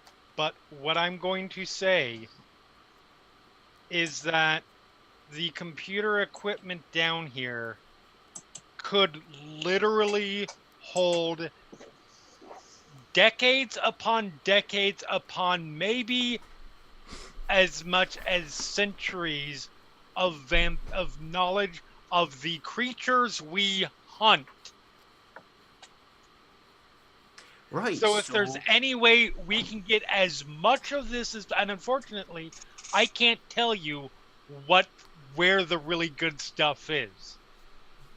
Right, well, let's start moving shite then. Get the werewolves down here. I'm sure they're a bunch of brawny fellas. Can't we just... can't we pull out the hard drives? Werewolves to have access to this stuff. No, I agree with Nina. Can't we just pull the hard drives, hook them up to something else back at your place? Paul, come here a second. I want to show you something. Okay. Go into the room.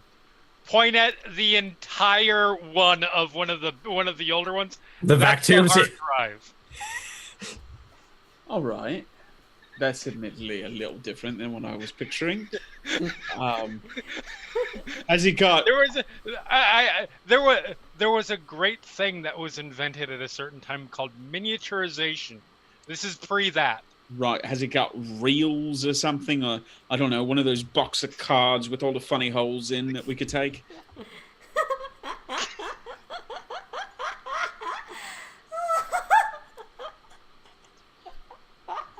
I can't even right now. And she just walks away and starts, like, can I judge? Is there some way I can judge, like, about what area? What is the risk here? Like, throw me a general, trying to evaluate risk versus just, roll me wits in computers. Okay. I really feel like architecture is the skill that comes up way more often than you'd think in these games. God damn it. You can roll me a willpower if you want. Roll a willpower? Yeah, just roll me a willpower. Yeah, your willpower stat. Wait, no, that's not even a little bit what I'm supposed to do.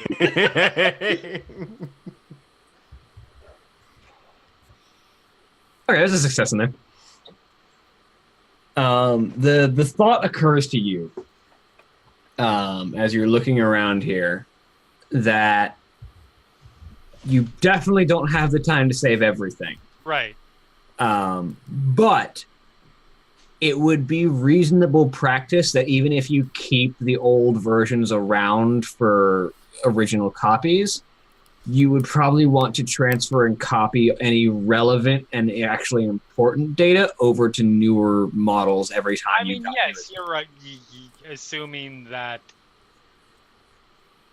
the incredibly ancient vampires are technically competent and didn't just say, do this for me, and then kill the people after that was done. Well, supposedly the leader is a competent commander, which typically implies more than just military doctrine. All right. Well, so your least risk is probably taking all the new stuff first. All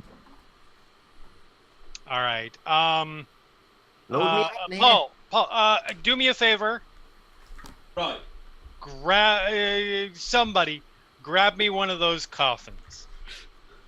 Astrid will go over and grab one. Paul will go and grab the other end of the coffin. Start pulling hard drives, putting the hard drives in the coffin. Yeah, I think once the coffin's in, if it's possible to help without getting in the way, Paul will pitch in removing hard drives. Yeah, so you remove a good dozen hard drives from a bunch of various different computers. And it was basically just these 3 rooms down here, right? Essentially, it wasn't Okay. too much.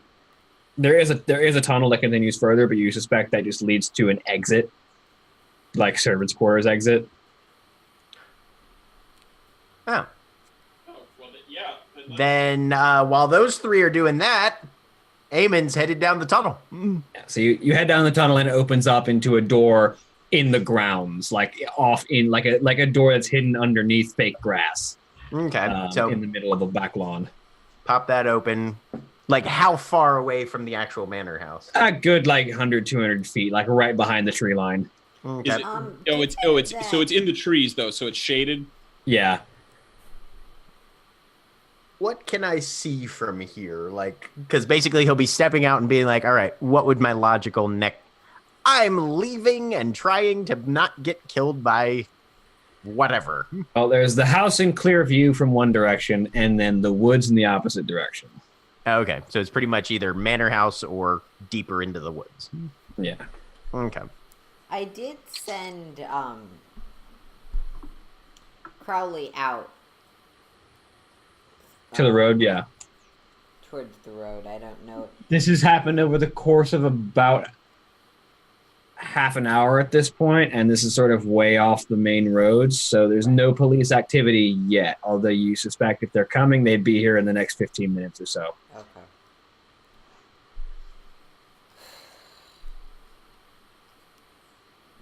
No, I was more asking if Eamon is spotted by Crowley. No, the road is in the opposite, not quite the opposite, but it's sort of a 90-degree angle. Different direction. Never mind.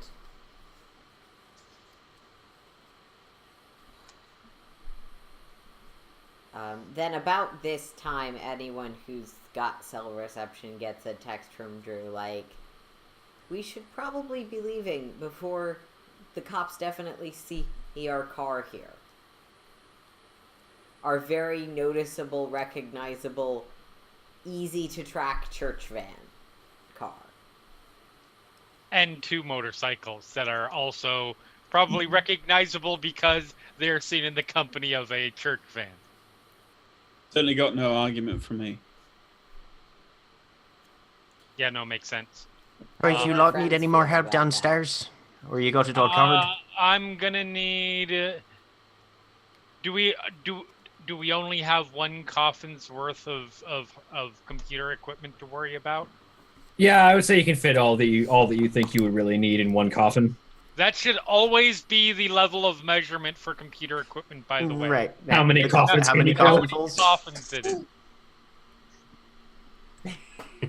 I support this. All right, and that includes the entirety of Sig Hales. Yeah, that is including the entire commander coffin, the entire commander computer.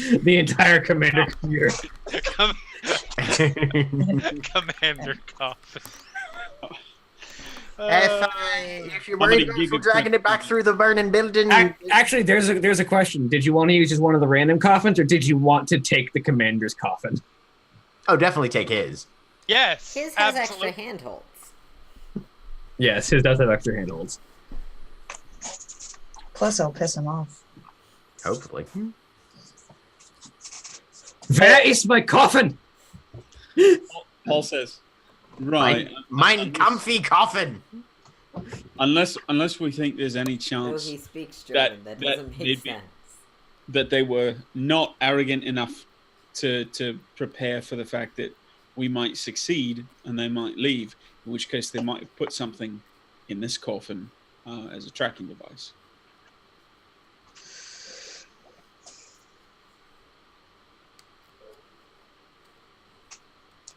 I mean, I suppose it's possible.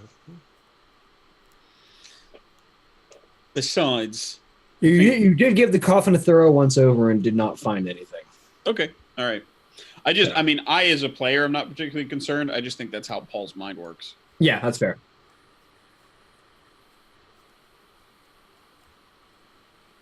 That being said, he's not going to be hard to convince.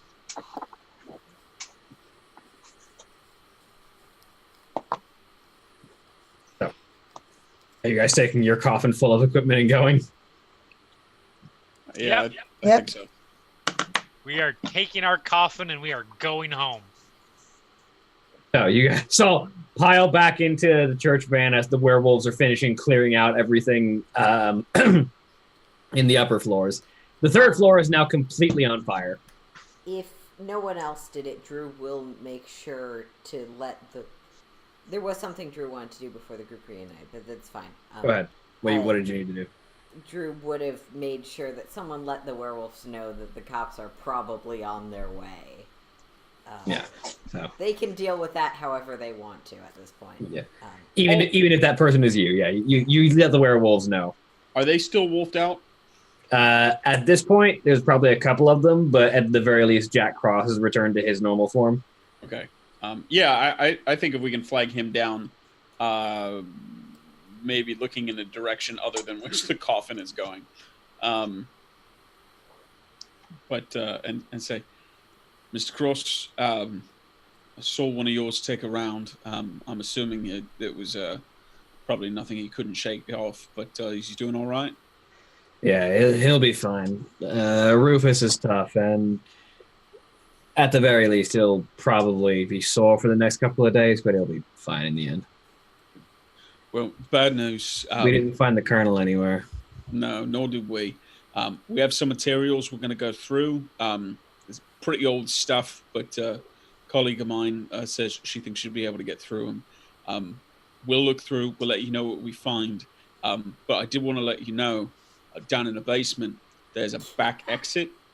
Certainly nothing we could turn up, but have a feeling your noses might be a little bit more acute than ours. We'll let the cops turn the place over and come back for a look later then. Right.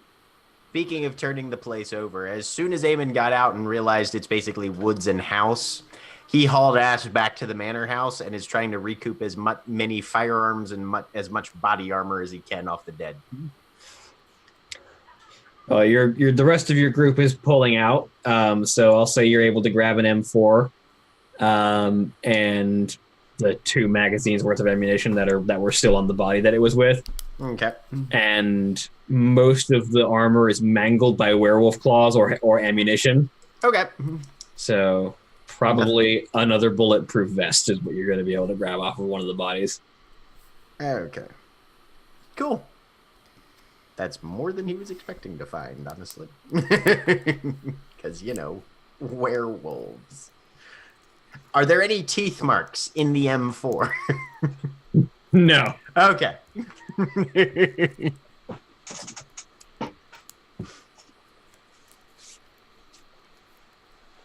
So you guys bugger out, and the werewolves do the same.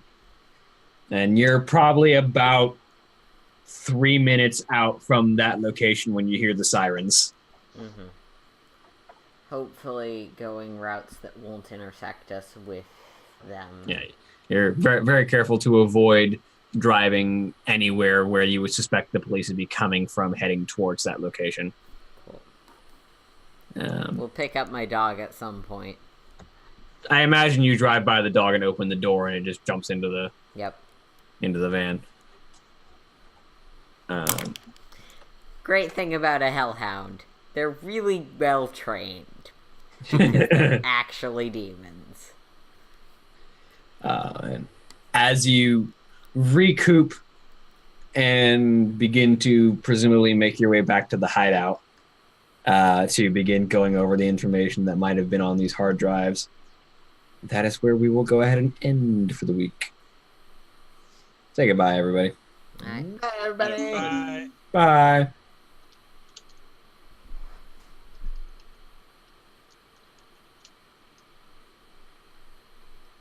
Yep. Aaron? Huh? We are still trying to go out because it is weird. Come on.